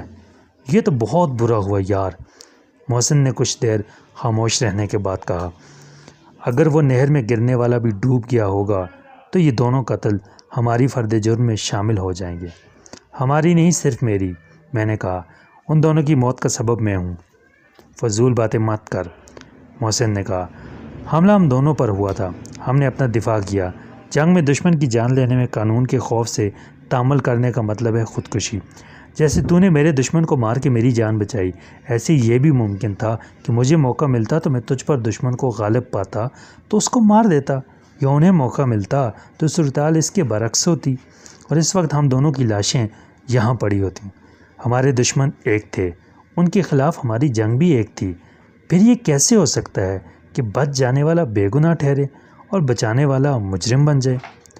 تیری دلیل مان لی جائے تب بھی دفاع میں قتل کرنے پر قانون کی رعایت حالات کی شہادت پر ملتی ہے۔ میں نے کہا، یہ کیسے ثابت ہوگا کہ ہم پر حملہ کیا گیا تھا اور دفاع کے دوران وہ مارے گئے؟ کون گواہ ہوگا اس بات کا؟ اور اس کے لیے سب سے پہلے تو یہ ضروری ہے کہ ہم یہاں سے سیدھے تھانے جائیں، تمام واقعات بیان کریں اور خود کو قانون کے حوالے کر دیں۔ اس کے بعد قانونی کارروائی کا سلسلہ شروع ہوگا، اور پولیس کا ہی نہیں، پریس اور پبلک کا رد عمل کیا ہوگا۔ میر شرافت علی کی مبینہ قاتل نے ضمانت پر رہا ہونے کے چند گھنٹے بعد 2 افراد کو موت کے گھاٹ اتار دیا۔ اس بار میری ضمانت نہیں ہو سکے گی محسن۔ اس کے بعد مقدمے کی سماعت کے دوران میرا سابقہ ریکارڈ سب کے سامنے رکھا جائے گا۔ میری وجہ سے لندن میں ایک ڈانسر قتل ہوئی اور میں ایک گواہ کی معتبر شہادت پر بچ گیا۔ مجھ پر ہاسٹل کے کمرے میں بم رکھنے کا الزام ناکافی ثبوت کی بنا پر ثابت نہ ہو سکا۔ مجھے لندن سے ڈی پورٹ کیا گیا اور لاہور پہنچتے ہی میں نے میر شرافت علی کے گھر میں گھس کر مار پیٹ کے بعد اسے قتل کر دیا۔ انصاف کرنے والے مجھے تیری نظر سے نہیں دیکھیں گے۔ لوگ کہتے ہیں جہاں سے دھواں اٹھتا ہے وہاں آگ تو ہوتی ہی ہے۔ آخر میرے ساتھ پے در پے یہ واقعات کیوں پیش آئے؟ کیا ان سے میری معصومیت کی دلیل ملتی ہے؟ شریف آدمی تو بلا وجہ ایسے معاملات میں ملوث نہیں ہوتے۔ پھر اب کیا کریں؟ محسن نے کہا، رابعہ کو کچھ نہ بتانا بھی مشکل ہے اور بتانا بھی۔ میرے ذہن میں نجات کی ایک ترکیب ہے۔ میں نے کہا، ہم اس دوسرے شخص کو بھی نہر میں ڈال دیں۔ اس سے کیا ہوگا؟ محسن نے کہا، لاشیں تو پولیس کو کل ایک ساتھ مل جائیں گی۔ یہ بھی ثابت ہو جائے گا کہ قتل ایک ہی وقت میں ہوئے۔ ہاں، مگر کسی نے قتل ہوتے تو نہیں دیکھا۔ میں نے کہا، کسی نے ہمیں لڑتے ہوئے تو کیا، آج سے پہلے کبھی ان کے ساتھ تک نہیں دیکھا۔ اگر ان کے جسم پر ہمارے فنگر پرنٹ وغیرہ ہوں گے تو پانی میں مٹ جائیں گے۔ دوسری بات یہ کہ کسی خنجر پر ہمارے فنگر پرنٹ نہیں ہیں۔ ایک خنجر نہر کے کنارے پڑا ملے گا تو اس پر انہی میں سے ایک کے فنگر پرنٹ ہوں گے۔ دوسری بات یہ کہ ان میں سے کوئی خنجر کے یا گولی کے زخم سے ہلاک نہیں ہوا۔ ایک مار پیٹ کے دوران نہر میں جا گرا اور دوسرا غالباً سر کی اندرونی چوٹ سے مرا۔ پوسٹ مارٹم میں یہی بات سامنے آئے گی کہ دونوں کے جسم پر مار پیٹ کے نشانات پائے گئے۔ غالباً ان کا آپس میں کسی بات پر جھگڑا ہوا جس میں ایک نے خنجر بھی نکالا مگر اس کے حریف نے وار کامیاب نہ ہونے دیا اور کلائی کی ہڈی توڑ دی۔ پھر ان میں سے ایک پانی میں جا گرا اور شاید دوسرا سر کی چوٹ سے بے ہوش ہوا اور کیونکہ وہ کنارے پر تھا اس لیے مرا تو نہر میں گر گیا۔ نہ ان کے پاس ہماری کوئی چیز تھی اور نہ جائے واردات پر ہماری موجودگی ثابت ہوتی ہے۔ پولیس جو نتیجہ چاہے اخذ کرے۔ جس شخص کے پاس فومانچو کا خط تھا وہ تو خط لے کر بھاگ گیا ہے اور ظاہر ہے ہمارے خلاف رپورٹ نہیں کر سکتا۔ اس کے لیے وہ سامنے آنے پر مجبور ہوگا اور یہ معاملات اس کے گلے پڑ جائیں گے۔ کل صبح 3 لرزہ خیز قتل ہونے کی خبر خاصی سنسنی پھیلائے گی اور اگر سلامت شاہ کی لاش بھی مل گئی تو 4 قتل۔ میرا خیال ہے پہلے یہی 2 لاشیں نہر سے ملیں گی۔ میں نے کہا، فومانچو کی لاش شاید کل نہ ملے یا دیر سے ملے تو خبر شاید کل نہ آ سکے۔ یہی صورتحال سلامت شاہ کی ہے۔ ہو سکتا ہے کل پرسوں تک کسی کو تعفن کا احساس نہ ہو۔ لاش صندوق میں بند ہے اور کوٹھیاں ایک دوسرے سے بہت دور ہیں۔ ان چاروں کے درمیان پولیس کوئی تعلق قائم نہ کر سکے گی۔ یہ تو ٹھیک ہے، محسن نے سوچ کر کہا، تو چلیں پھر اسے ٹھکانے لگا دیں۔ رابعہ آتی ہی ہوگی۔ ہم دونوں واپس ہوئے۔ چند قدم کے فاصلے پر وہ شخص ابھی تک جھاڑیوں کے پیچھے اوندا پڑا تھا۔ ہم نے اسے اٹھا کے نہر میں پھینکا اور وہ لکڑی کے لٹھے کی طرح پانی میں گرا۔ ہم نے اپنی پوری قوت صرف کر دی تھی، چنانچہ وہ کنارے سے کچھ دور ہو گیا تھا اور اب نہر کے خاموش بہتے پانی کے رحم و کرم پر تھا جو دوسری لاش کو بہا کر آگے لے جا چکا تھا۔ واپس ہونے سے پہلے میں نے خنجر تلاش کیا اور اسے بھی نہر میں پھینک دیا۔ رابعہ کو اب صرف یہ بتانا ہے کہ حملہ آور ہمیں لوٹنا چاہتے تھے مگر کامیاب نہ ہو سکے اور ہم نے مقابلہ کیا تو بھاگ گئے۔ میں نے کہا، اور پرسوں صبح کے اخبار میں وہ دیکھے گی کہ 2 لاشیں وہیں سے دستیاب ہوئی ہیں جہاں سے وہ ہمیں لے گئی تھی، تو کیا اسے یہ خیال نہیں آئے گا کہ دونوں مقتول وہی ہیں جو ہمیں لوٹنا چاہتے تھے؟ محسن نے کہا، اسے شک نہیں ہوگا کہ ہم نے جھوٹ بولا تھا اور ڈاکو فرار نہیں ہو سکے تھے بلکہ ہمارے ہاتھوں مارے گئے تھے۔ میں نے نفی میں سر ہلایا۔ پہلی بات تو یہ کہ اب دونوں لاشیں ایک جگہ نہیں رہیں گی، آدھے پونے گھنٹے کے فرض سے آگے پیچھے بہتی جا رہی ہیں۔ صبح کو اجالا پھیلنے تک لاشیں اس آباد علاقے سے گزر کے چھاؤنی کی طرف جانے والی نہر میں 1-2 میل ضرور جا چکی ہوں گی اور دریافت ہونے تک نہ جانے کہاں ہوگی۔ یہاں ہر شخص اتنا فرض شناس اور قانون پرست شہری نہیں ہے کہ لاشوں کو دیکھتی سیدھا پولیس اسٹیشن جا کے رپورٹ کرے۔ زیادہ تر لوگ دہشت زدہ ہو کے بھاگ لیں گے اور خواہ مخواہ پولیس کے چکر میں پڑنے سے گریز کریں گے۔ بالآخر لاشیں مال روڈ کے پل کے جنگلے میں اڑ جائیں گی اور وہاں مجمع اکٹھا ہوگا تو کوئی پولیس کو بھی بلا لے گا۔ پولیس سے یہ توقع مت رکھ کہ وہ نہر کے ساتھ ساتھ کئی میل واپس آ کے 1-1 انچ کا علاقہ اس امید میں چھان مارے گی کہ کہیں جدوجہد کا کوئی سراغ ملے، لہو کے داغ یا شکستہ جھاڑیاں اور روندی ہوئی زمین دکھائی دے تو وہ اصل جائے واردات کا تعین کر لے گی۔ نہر میلوں لمبی ہے اور دونوں کنارے ملا کر سینکڑوں میل کا علاقہ خودبین سے نہیں دیکھا جا سکتا۔ میرا خیال ہے اس سے آگے جانا ٹھیک نہیں، محسن نے رکتے ہوئے کہا۔ نہر کا پل اب مشکل سے 100 گز دور رہ گیا تھا۔ رابعہ ادھر آئے گی تو کار کی ہیڈ لائٹس میں ہمیں دیکھ لے گی۔ مجھے تو فومانچو کی موت کا افسوس ہے، میں نے رکتے ہوئے کہا۔ آخر وہ دشمنوں کے ہتھے کیسے چڑھ گیا؟ انہوں نے یقیناً عدالت سے ہمارا تعاقب کیا ہوگا، محسن بولا، یہ دیکھنے کے لیے کہ ضمانت پر رہائی کے بعد ہم کدھر جاتے ہیں۔ ہم رابعہ کی کار میں تھے، شاید فومانچو ٹیکسی میں ہمارے پیچھے تھا اور وہ فومانچو کے پیچھے۔ انہوں نے دیکھ لیا ہوگا کہ فومانچو نے ہمیں کوئی پیغام دیا ہے اور وہ اسے پکڑ کے لے گئے ہوں گے۔ اگر وہ کامیاب ہو جاتے تو ہماری لاشیں بھی وہیں پر ملتیں۔ وہ دیا انہوں نے اسی لیے روشن کیا ہوگا کہ ہم اس ویرانے میں لے جا کر اذیت دیں، ہم سے پوچھیں کہ ہم کیا کچھ جانتے ہیں اور پھر قتل کر کے چھوڑ جائیں۔ اس دیے کی روشنی باہر سڑک پر سے گزرنے والا کوئی شخص دیکھ ہی نہیں سکتا تھا۔ ہماری فریاد و فغاں کسی کے کانوں تک کہاں پہنچتی؟ معلوم نہیں فومانچو مرحوم کس کا منشی تھا، محسن نے کہا۔ اگر یہ بات معلوم ہو جائے تو کچھ پیش رفت ہو سکتی ہے۔ اسی وقت گڑی شاہو کی طرف سے ایک کار نمودار ہوئی جو اس سے پہلے نظر آنے والی اکا دکا کاروں کی طرح دھرم پورے کی طرف جانے کے بجائے نہر کا پل عبور کرتے ہی بائیں جانب مڑ گئی اور میں نے پل پر لگی اسٹریٹ لائٹ کے اجالے میں رابعہ کی سرخ فاکس ویگن کو پہچان لیا۔ ہم دونوں نے کار کے قریب آتے ہی سڑک کے وسط میں آ کے ہاتھ کا اشارہ دیا اور کار ہمارے پاس آ کے رک گئی۔ رابعہ سوتے سے اٹھ کر آئی تھی، چنانچہ اس کی آنکھوں میں نیند کا اثر باقی تھا۔ سیٹ کیے ہوئے بالوں کو برش کیے بغیر وہ سادہ سوتی شلوار قمیض میں چپل پہن کے نکل آئی تھی۔ کار کو 50-55 سال کا ایک بوڑھا شوفر چلا رہا تھا۔ تم تو زخمی ہو، بہت زیادہ چوٹیں آئی ہیں کیا؟ وہ ترتے ہی بولی۔ پھر اس نے ہمارے بھیگے ہوئے کپڑوں کا جائزہ لیا جو مار پیٹ میں کئی جگہ سے پھٹ گئے تھے۔ تشویش کی کوئی بات نہیں، میں نے کہا، پہلے ہمیں گھر لے چلو پھر سب بات بتا دیں گے۔ میں تمہیں گھر لے جانے کے لیے ہی آئی ہوں، وہ بولی، مگر مجھے یہ تو بتاؤ کہ ہوا کیا تھا؟ ایسی کوئی خاص بات نہیں، میں نے کہا، 2 بدماش تھے، ہمیں لوٹنا چاہتے تھے۔ مگر تم اتنی رات گئے یہاں کیا کر رہے تھے؟ وہ مشتبہ لہجے میں بولی۔ اور وہ بدماش کہاں گئے؟ ہم نے مقابلہ کیا تو بھاگ گئے، محسن نے کہا۔ انہوں نے دور سے ایک تانگا آتے دیکھ لیا تھا۔ یہاں ایک میرا دوست رہتا ہے، میں نے کہا۔ ہم محسن کے ڈیڈی کو ایئرپورٹ چھوڑنے گئے تھے، واپسی پر اس سے ملنے چلے گئے تھے۔ رابعہ نے دروازہ کھول کے سیٹ آگے کی اور ہم دونوں پیچھے والی نشست پر بیٹھ گئے تو رابعہ پھر ڈرائیور کے ساتھ والی سیٹ پر بیٹھ گئی۔ زخم خطرناک نہیں ہے، تب بھی پولیس میں رپورٹ لکھوانی ضروری ہے، وہ بولی۔ پولیس سرجن سے میڈیکل رپورٹ لینی ہوگی۔ نہیں مس رابعہ، میں نے کہا، اس سے کوئی فائدہ نہیں ہوگا۔ لیکن سکندر، یہ راہزنی اور اقدام میں قتل کا کیس ہے، وہ اصرار کرتے ہوئے بولی۔ ہاں، مگر مجھے نقصان تو کوئی نہیں ہوا۔ میں نے آج ہی، میرا مطلب گزشتہ روز ہی میری ضمانت ہوئی ہے۔ اب میں کسی کیس میں ملوث نہیں ہونا چاہتا۔ تمہارے گھر میں ڈیٹول وغیرہ تو ہوگی، ہم خود مرہم پٹی کر لیں گے۔ وہ مطمئن نہیں ہوئی لیکن خاموش ہو گئی۔ میں اور محسن اپنے اپنے خیالات کے سمندر میں غوطہ زن رہے۔ باہر رات کے آخری پہر میں شہر کی فراواں مخلوق فکر فردا اور غموں سے دور لذت خواب سیر میں ڈوبی ہوئی تھی۔ گڑی شاہو کی دکانوں کے تھڑوں پر چارپائیاں ڈال کے لیٹے ہوئے لوگ، کوچہ و بازار کے بام و در، سائن بورڈ اور اسٹریٹ لائٹ کے ٹمٹماتے بلب، درخت اور ٹیلی فون کے کھمبے، فٹ پاتھ، گلیاں اور چوراہے، سب سوئے پڑے تھے۔ کبھی کبھار سبزی دودھ کے ڈرم لے جانے والا کوئی ریڑھا گزر جاتا تھا جس کے گھوڑے کے سم خالی سڑک پر دیر تک گونجتے رہتے تھے۔ جا بجا آوارہ کتے اور فقیر فرش خاک پر لیٹے ہوئے تھے اور بس سروس کی ایک بس دھواں چھوڑتی کھڑکھڑاتی ہوئی گزر گئی۔ گشت کرنے والے 2 سپاہی رائفلیں اٹھائے ٹہلتے نظر آئے۔ 2 نوجوان سڑک خالی پا کے سائیکل پر تیز رفتاری کے مقابلے میں مصروف بڑے جوش و خروش تھے۔ پیڈل چلاتے گزرے۔ دونوں اخبار فروش لگتے تھے۔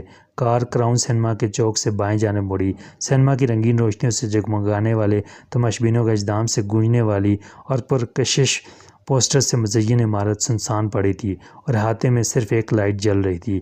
کار فرلانگ بھر چلنے کے بعد ایک کوٹھی کے گیٹ پر رکی۔ ڈرائیور نے نیچے اتر کر بند پھاٹک کھولا اور کار کو آگے لے گیا۔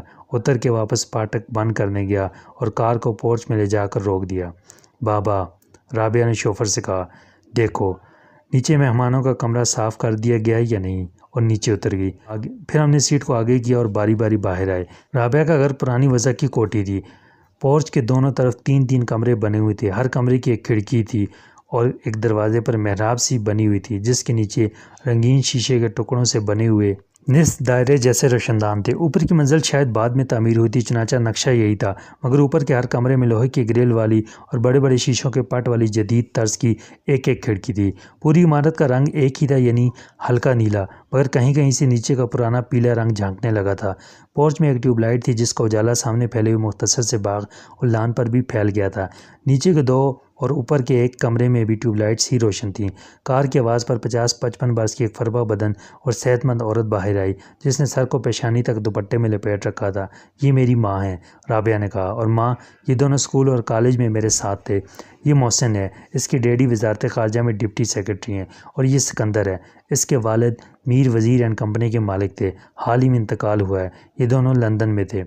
ہمارے سلام کا شفقت سے جواب دے کے رابعہ کی ماں نے اطمینان کا سانس لیا کہ رات کے آخری پہر میں وارد ہونے والے مہمان جیل سے فرار ہونے والے قیدی نہیں ہیں یا کوئی سنگین جرم کر کے اس کی وکیل بیٹی کے پاس مدد کے لیے پہنچنے والے لوگ نہیں، بلکہ اچھے گھروں کے شریف اور اعلیٰ تعلیم یافتہ افراد ہیں۔ اس کی ابتدائی تشویش بے وجہ نہ تھی۔ رابعہ کتنی بڑی وکیل کیوں نہ سہی، تھی تو ایک جوان لڑکی، اور اگرچہ ابھی تک یہ بات کسی نے نہیں بتائی تھی، لیکن اندازہ یہی تھا کہ رابعہ کا باپ نہیں ہے، ہوتا تو سامنے ضرور آتا۔ زیادہ امکانات یہی تھے کہ اس کا انتقال ہو چکا ہے، لیکن اس کے دوسرا گھر بسانے کے بعد پہلی بیوی اور بیٹی کو چھوڑ دینے کے خیال کو بھی مسترد نہیں کیا جا سکتا تھا۔ بعد میں مجھے معلوم ہوا کہ رابعہ نے وکالت شروع کی ہی تھی کہ وہ مر گیا، اور رابعہ کے سوا ماں کے پاس کوئی نہیں تھا۔ اس کا ایک بھائی تعلیم کے لیے لندن گیا تھا، مگر اس نے روایت نبھاتے ہوئے ایک انگریز لڑکی سے شادی کر لی تھی اور وہیں آباد ہو گیا تھا۔ بوڑھے شوفر کی بیوی بھی اب گھر میں ملازم تھی اور باورچی خانہ سنبھالتی تھی۔ گھر کی صفائی دونوں مل کر کرتے تھے۔ اکثر رابعہ یا اس کی ماں بھی ان کا ہاتھ بٹا دیتے تھے۔ دونوں میاں بیوی 20 برس سے اسی گھر کا نمک کھا رہے تھے، چنانچہ بے حد قابل اعتماد تھی، اور ان کی حیثیت بھی نوکروں کی ہی گھر کے افراد جیسی تھی۔ رابعہ روانگی سے پہلے ہی کہہ گئی تھی کہ مہمانوں والا کمرہ کھول کے صاف کر دیا جائے۔ رابعہ کی ماں خود ہمیں کمرے میں پہنچانے گئی اور ہم سے کہا کہ ہم پہلے غسل وغیرہ کر لیں اور کپڑے بدل لیں۔ رابعہ ڈاکٹر کو فون کرنے گئی ہے۔ ہم نے واجبی سا احتجاج کیا کہ اس کی کوئی ضرورت نہیں تھی، مگر اس نے کہا کہ معمولی زخموں کو بھی نظر انداز نہیں کرنا چاہیے۔ اس نے ہم سے یہ نہیں پوچھا کہ آخر یہ زخم کیسے آئے۔ جب وہ دروازہ بند کر کے چلے گئی تو میں نے محسن سے کہا، یار کپڑوں کا تو مسئلہ ہوگا، میرے بریف کیس میں صرف 2 جوڑے ہیں، ایک پتلون قمیض، ایک شلوار قمیض۔ پھر مسئلہ کیسا؟ محسن نے کہا، شلوار قمیض مجھے دے دے، تیرے میرے سائز میں فرق تو نہیں ہے۔ وہ تو ٹھیک ہے، میں نے بریف کیس کھول کے کہا۔ اس کے بعد کیا ہوگا؟ میرا تمام سامان تو سلامت شاہ کے کوارٹر میں پڑا تھا، معلوم نہیں اب ہے یا نہیں، خیر جا پہلے تو نہا لے۔ میں نے اسے شلوار قمیض تھما کے غسل خانے کی طرف اشارہ کیا اور بریف کیس میں سے اپنا شیون کا سامان بھی نکالا۔ پہلے تو جا کے اپنے زخم کو دھو، محسن نے کہا، دیر کی تو خراب ہو جائے گا، شاید اندر ڈیٹول ہوگی، ورنہ صابن سے صاف کر لینا، ابھی ڈاکٹر آ ہی رہا ہوگا۔ میرا خیال ہے رابعہ نے سوچ سمجھ کے کسی قابل اعتبار آدمی کو ہی بلایا ہوگا۔ غسل خانے میں ٹھنڈے اور گرم پانی کے نل الگ الگ تھے۔ میں نے کپڑوں کو جسم سے الگ کیا تو قمیض کی آستین بازو پر خون کے خشک ہو جانے سے چپک گئی تھی۔ میں نے اسے گرم پانی ڈال کے الگ کیا اور آہستہ آہستہ مل کے خون کے سارے داغ دھو ڈالے۔ میرا زخمی ہاتھ درد کے باعث پوری طرح حرکت نہیں کر سکتا تھا، چنانچہ مجھے غسل کے دوران ایک ہی ہاتھ پر انحصار کرنا پڑا۔ باتھ روم میں ڈیٹول موجود تھی۔ اس جراثیم کش محلول سے زخم کو دھوتے ہوئے میں نے زخم کی کیفیت دیکھی۔ خنجر کی نوک نے شانے کے گوشت کو تقریباً 8 انچ انچ تک بڑی صفائی سے کاٹ دیا تھا اور اس سے اندازہ ہوتا تھا کہ خنجر کی دھار شیونگ بلیڈ کی طرح تیز تھی۔ زخم کی گہرائی آدھے انچ کے قریب تھی۔ گوشت کے دونوں جدا ہونے والے حصے انجماد خون کے بعد آپس میں مل گئے تھے۔ دھونے سے زخم کا منہ پھر کھل گیا اور خون رسنے لگا۔ میں نے اتاری ہوئی قمیض میں سے کپڑے کی ایک پٹی پھاڑ کے واش بیسن میں دھوئی اور ڈیٹول کے پانی میں بھگو کر ہاتھ پر مضبوطی سے باندھ لی۔ تھوڑا سا خون پٹی کی باہر تک پہنچا مگر اس کے بعد لہو کے داغ کا پھیلاؤ رک گیا۔ میں نے آئینے میں اپنی صورت ملاحظہ کی تو مجھے بے اختیار ہنسی آئی۔ اب تک مجھے اندازہ نہ تھا کہ گزشتہ 3 دن میں میرا چہرہ کتنا بدل گیا ہے۔ میری شیو بڑھنے سے باقاعدہ داڑھی کی بنیاد پڑ چکی تھی۔ میری آنکھوں کے گرد سے ہلکے نمودار ہو گئے تھے اور میرے جھاڑ جھنکاڑ بالوں میں گرد کے علاوہ خس و خشاک نظر آتے تھے۔ واہ میاں سکندر بخت، دیکھو کہ فلک کج رفتار کی گردش نے تمہیں کیا سے کیا کر دیا اور کہاں پہنچا دیا۔ عبرت پکڑو کہ تم جو دنیا کو تماشا گاہ اور خود کو تماشائی سمجھتے تھے، آج خود تماشا ہو اور سوچو کہ آنے والے دن کے لیے تقدیر کا نوشتہ سرخروئی ہے کہ روح سیاہی۔ شیو اور غسل کے دوران میں مجھے فومانچو یعنی منشی کی لاش کا خیال بھی آیا، جو ایک مجرم ہاتھ سے محروم بے گور و کفن پڑی تھی۔ اس کا جرم صرف یہ تھا کہ وہ سچ پر پڑا ہوا پردہ اٹھانا چاہتا تھا، محض اس لیے کہ بچپن میں ماں باپ نے کہا تھا بیٹا ہمیشہ سچ بولو۔ بزرگوں کا قول تھا کہ سچ عبادت کا درجہ رکھتا ہے۔ مذہب نے حق گوئی کو جہاد قرار دیا تھا اور کتابوں میں لکھا تھا کہ سچ کا بول بالا ہوتا ہے۔ اگر وہ مذہب و اخلاق کی تعلیمات کا علمبردار اور عقل و دانش کے اقوال زنی پر یقین نہ رکھتا تو وہ مرنے والوں کے بجائے مارنے والوں میں شامل ہوتا۔ اس کی شیروانی بوسیدہ اور اس کی قمیض پھٹی ہوئی نہ ہوتی اور وہ اس وقت بہترین سوٹ پہنے کار میں زرخرید سیم تن کے ساتھ مال پر سے گزر رہا ہوتا، یا فلیٹنس جیسے کسی ہوٹل کے لاؤنج میں ایک نئے پرمسرت اور کامیاب دن کے آغاز کا جام تجویز کر رہا ہوتا، یا اپنے عالی شان گھر کی آراستہ خوابگاہ میں سویا پڑا ہوتا۔ مگر اس نے سچ بولا، یہ جانتے ہوئے بھی کہ میں اسے سچ کا کوئی انعام نہ دے سکوں گا، کوئی خلد یا جاگیر عطا نہیں کروں گا، اور یہ کارنامہ اس کی لوہے مزار پر سنہرے حروف سے نہیں لکھا جائے گا۔ اس سے میرا کوئی جذباتی رشتہ نہیں تھا اور اسے میرے یا میرے آباء و اجداد کے کسی احسان کا قرض نہیں چکانا تھا، مگر اس نے سچ بولا، اور اب میرے لیے اسے عام آدمی کی طرح عزت و احترام کے ساتھ آغوش لحد کے سپرد کرنا بھی ممکن نہیں۔ جب اس حق پرست کی لاش سڑنے لگے گی اور اس پر چیل کوے منڈلانے لگیں گے تو پولیس اپنے ساتھ بھنگی لے کر آئے گی جو اس کوڑے کو سمیٹ کر گاڑی میں ڈال دیں گے، اور پوسٹ مارٹم کی قانونی یا کاغذی کارروائی کے بعد لاوارث لاش میڈیکل کے ان کے طلباء کے حوالے کر دی جائے گی جو مستقبل کے انسان کی صحت اور درازی عمر کے لیے جدوجہد اور تحقیق میں مصروف ہیں۔ اگر لواحقین لاش لے گئے تو بامر مجبوری تدفین میں شریک ہونے والے عبرت پکڑیں گے اور منہ بھر کر کہیں گے کہ بھائی آدمی کو اس کے گناہوں کی سزا ضرور ملتی ہے، خدا معاف کرے، مگر مرنے والے کو دیکھو کہ موت آئی تو کہاں اور کس حال میں۔ ہم فانی انسان جو بصیرت نہیں رکھتے نیکی و بدی کے فتوے کتنے اعتماد سے دیتے ہیں۔ خیال مجھے اس بوٹ پالش کرنے والے لڑکے کا بھی آیا اور میں نے خدا سے دعا مانگی کہ ایک اندھی ماں اور ایک چھوٹے بھائی کو پرورش کرنے والا وہ چھوٹا سا جوان مرد زندہ رہے۔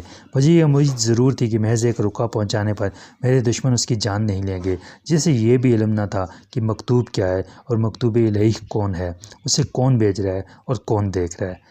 جب میں نے لباس بدلنے کے بعد پھر آئینہ دیکھا تو اپنے آپ کو پہچان کر خوش ہوا۔ پرانا سکندر بخت جو گرد و غبار اور جھاڑ جھنکاڑ کے صاف ہو جانے کے بعد غسل خانے سے برآمد ہوا، کمرے میں موجود کم سے کم 2 افراد یعنی رابعہ اور محسن کے لیے بھی باعث حیرت و مسرت بنا۔ رابعہ مسکرائی اور محسن نے ہنس کر کہا، کبیر داس تو پھر شریف آدمی نظر آنے لگا ہے۔ نظر آنے لگا ہوں کا کیا مطلب؟ میں نے خوش دلی سے احتجاج کیا، کیا میں ہوں نہیں؟ کمرے میں موجود تیسرے شخص کی سنجیدگی میں کوئی فرق نہیں پڑا، جو اپنی متانت سے ہی نہیں انداز اور ساز و سامان سے بھی ڈاکٹر لگتا تھا۔ وہ محسن کا معائنہ کر چکا تھا اور اس کا تجویز کردہ نسخہ میز پر رکھا تھا۔ اب اس نے مجھے لٹا کے زیادہ تفصیل سے دیکھا کیونکہ میں واقعی زخمی تھا۔ اس نے بازو پر لپیٹی ہوئی پٹی کی فرسٹ ایڈ پر ناپسندیدگی کا اظہار کیا اور پھر نئے سرے سے زخم کی صفائی کے بعد کوئی پاؤڈر غالباً نیومائسین چھڑک کے باضابطہ قسم کی صاف ستھری پٹی باندھی، ایک انجیکشن گھونپا اور اپنے بیگ میں سے ایک شیشی نکال کے نسخے پر رکھ دی۔ شیشی میں کیپسول تھے جو میرے اندازے کے مطابق اینٹی بائیوٹک تھے اور زخم کے زہریلے اثرات کو جسم میں پھیلنے سے روکنے کے لیے تھے۔ پھر اس نے چاندی کی طرح چمکتا ہوا ایک انگلی جتنا لمبا ایلومینیم فوائل سٹرپ نکالا جس کے شفاف پلاسٹک کے کور میں 10 گولیاں مقید تھیں۔ یہ محض سکون آور ڈائزاپام 5 ملی گرام کی گولیاں تھیں۔ میرا اور محسن کا نسخہ ایک ہی تھا۔ چلتے چلتے اس نے عادتاً کہا کہ تشویش کی کوئی بات نہیں اور چند دن کی باقاعدہ ڈریسنگ سے زخم ٹھیک ہو جائے گا، بشرطیہ کہ اس دوران میں نے قوت بازو کا غیر ضروری مظاہرہ نہ کیا۔ وہ انتہائی کم گو، خلیق اور صورت سے قابل اعتماد نظر آنے والا بوڑھا آدمی تھا۔ رابعہ نے مجھے بعد میں بتایا کہ یہ ڈاکٹر اس کے والد کا دوست ہے، جسے وہ بچپن سے ڈاکٹر انکل کہتی آئی تھی۔ چنانچہ رابعہ کا فون ملتی وہ آ پہنچا تھا اور رابعہ کے اس بیان سے مطمئن ہو گیا تھا کہ ہم اس کے دوست ہیں جو راہ چلتے ایک مظلوم کی حمایت کے لیے لڑائی میں کود پڑے تھے اور اب خود بھی مظلوم تھے، تاہم غنیمت ہے کہ مقتول نہیں تھے۔ محسن باتھ روم سے نکلا تو رابعہ نے بورڈ پر لگی ہوئی ایک گھنٹی کا بٹن دبایا۔ گھنٹی شاید باورچی خانے میں بجی، جہاں اس کی ہدایت کے مطابق کافی پہلے ہی تیار تھی۔ چند منٹ کے بعد شوفر کی زوجہ ماسی ٹرے اٹھائے نمودار ہوئی اور درمیان کی میز پر رکھ کے رخصت ہو گئی۔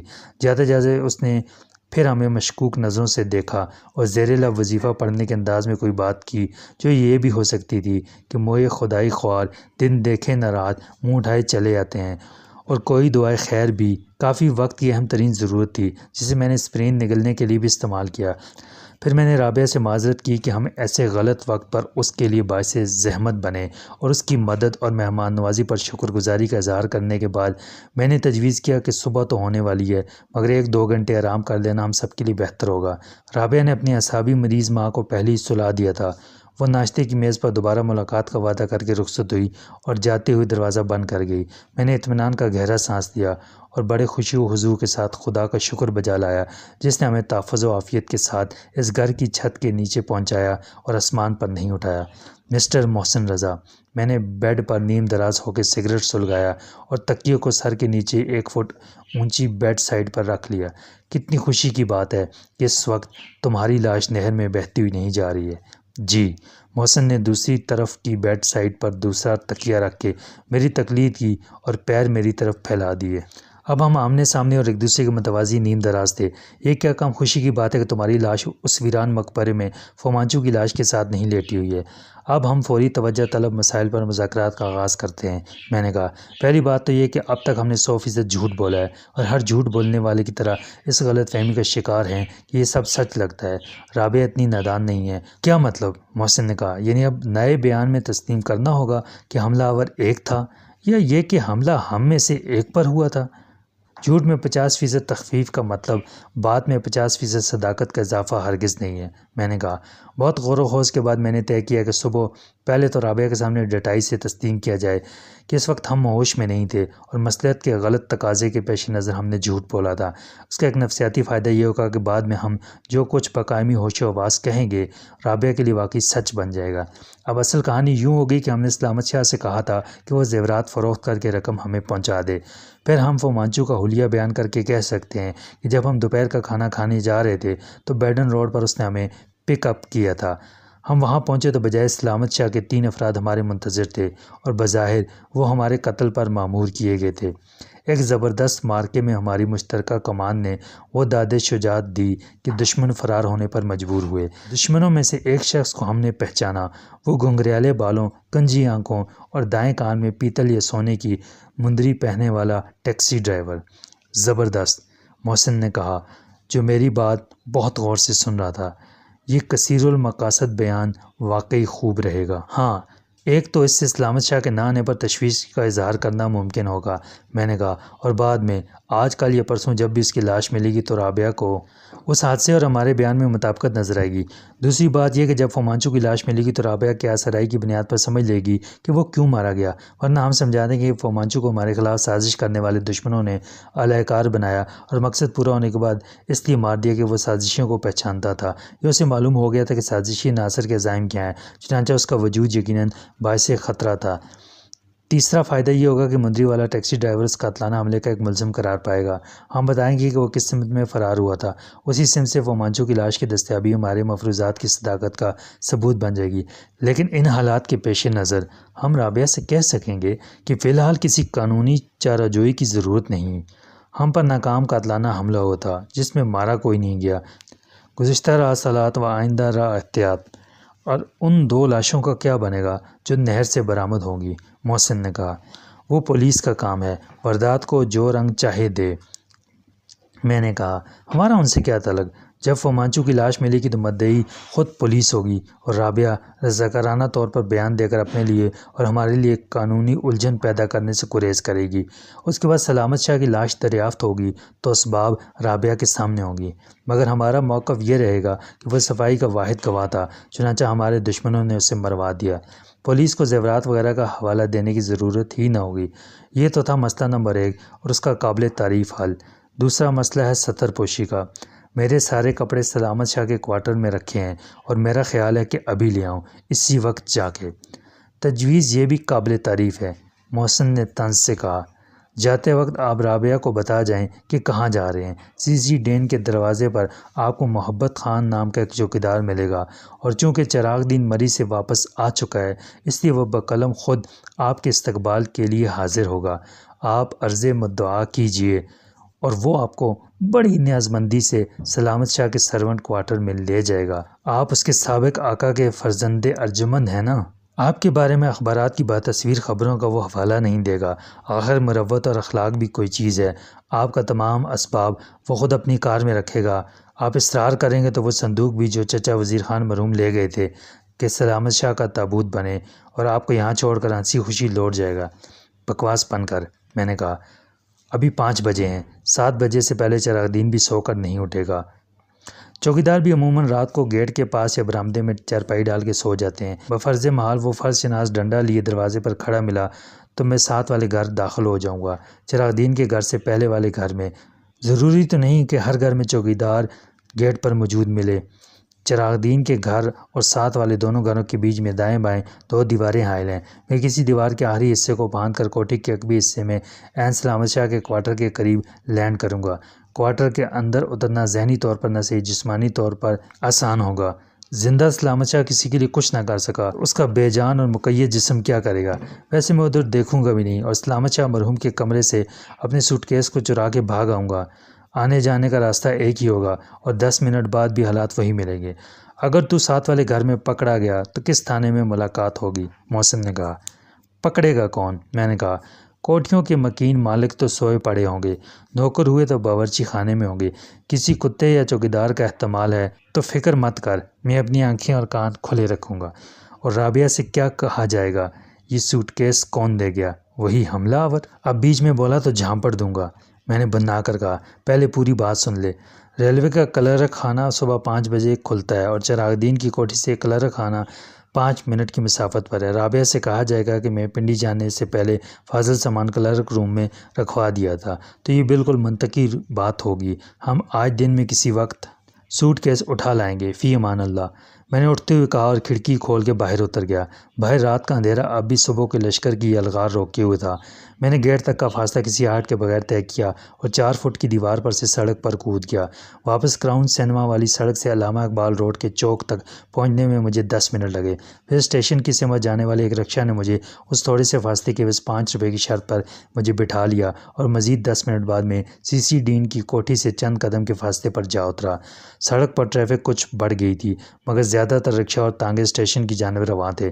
مجھے یاد ہے کہ یہی وقت تھا جب میں راولپنڈی جانے کے لیے پورے اعتماد کے ساتھ اس گھر سے نکلا تھا جس میں اب مجھے چوروں کی طرح داخل ہونا تھا، اور وہ سلامت شاہ جس نے مجھے جگا کر چائے بنا کر دی تھی صرف 3 دن قبل فجر کی نماز پڑھ کے فارغ ہوا تھا، تو یہ تصور بھی نہیں کر سکتا تھا کہ اس کے لیے کتنی بھیانک موت گھات میں ہے۔ میں نے سڑک سے ہٹ کے فٹ پاتھ کے بعد ہر کوٹھی کے احاطے کے سامنے پھیلے ہوئے گھاس کے تنگ قطعے پر چلنا شروع کیا جس میں جھاڑیاں اور درخت بے ہنگم طریقے پر اگے ہوئے تھے۔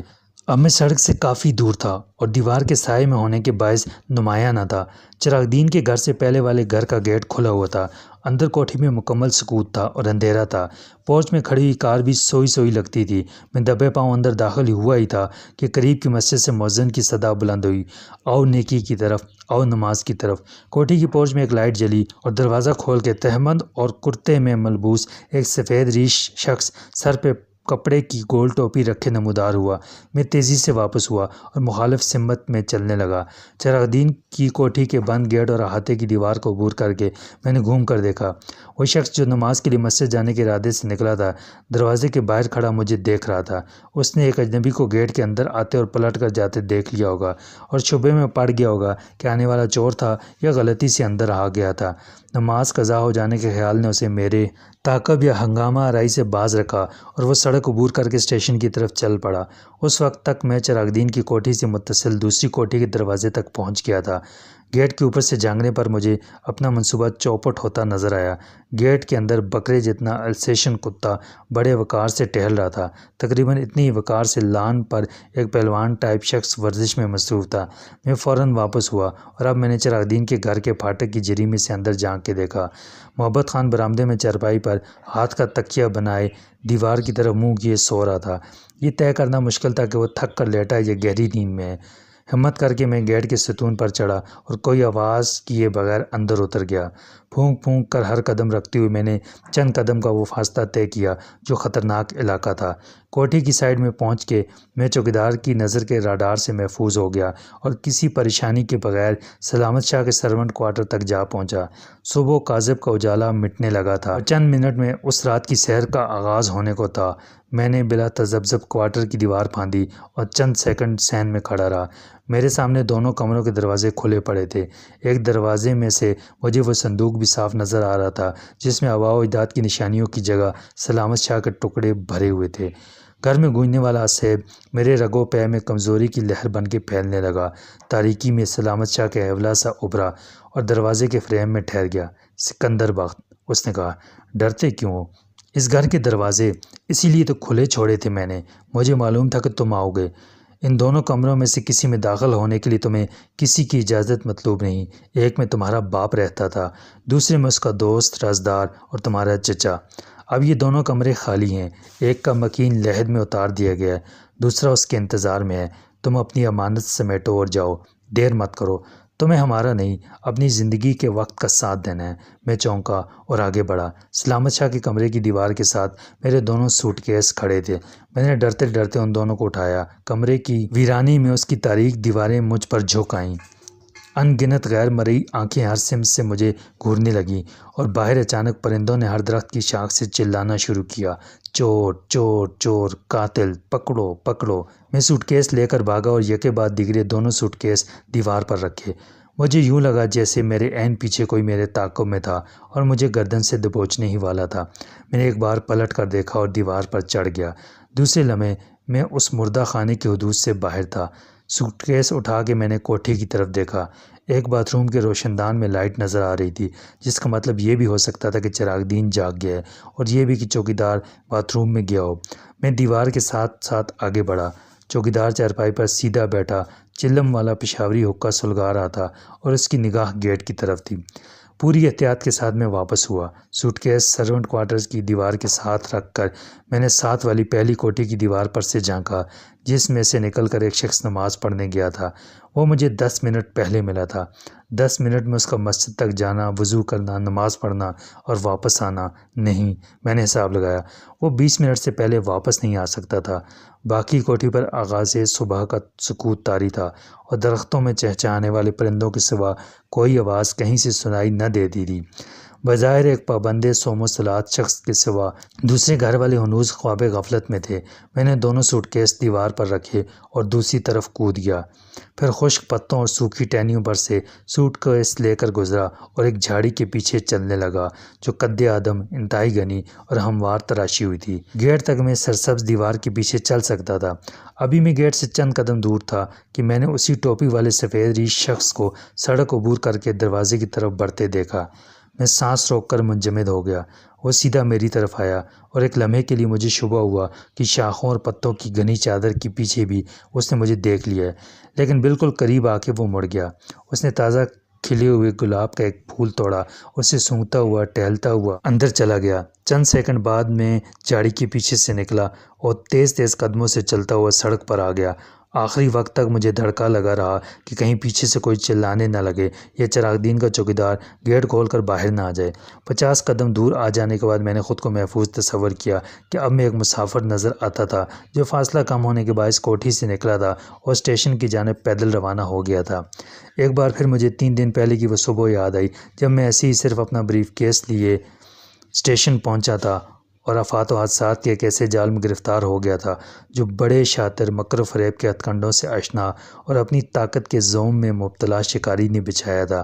یہ سامنے آ کر مقابلہ کرنے والا نہیں، چھپ کر وار کرنے والا کینہ پرور شکاری تھا جسے ہر ناکامی نے جھنجھلاہٹ کے اشتعال میں زیادہ خطرناک بنا دیا تھا، مگر شکاری خوفزدہ بھی تھا کہ کہیں ذرا سی بھول چوک کے نتیجے میں وہ خود شکار نہ ہو جائے۔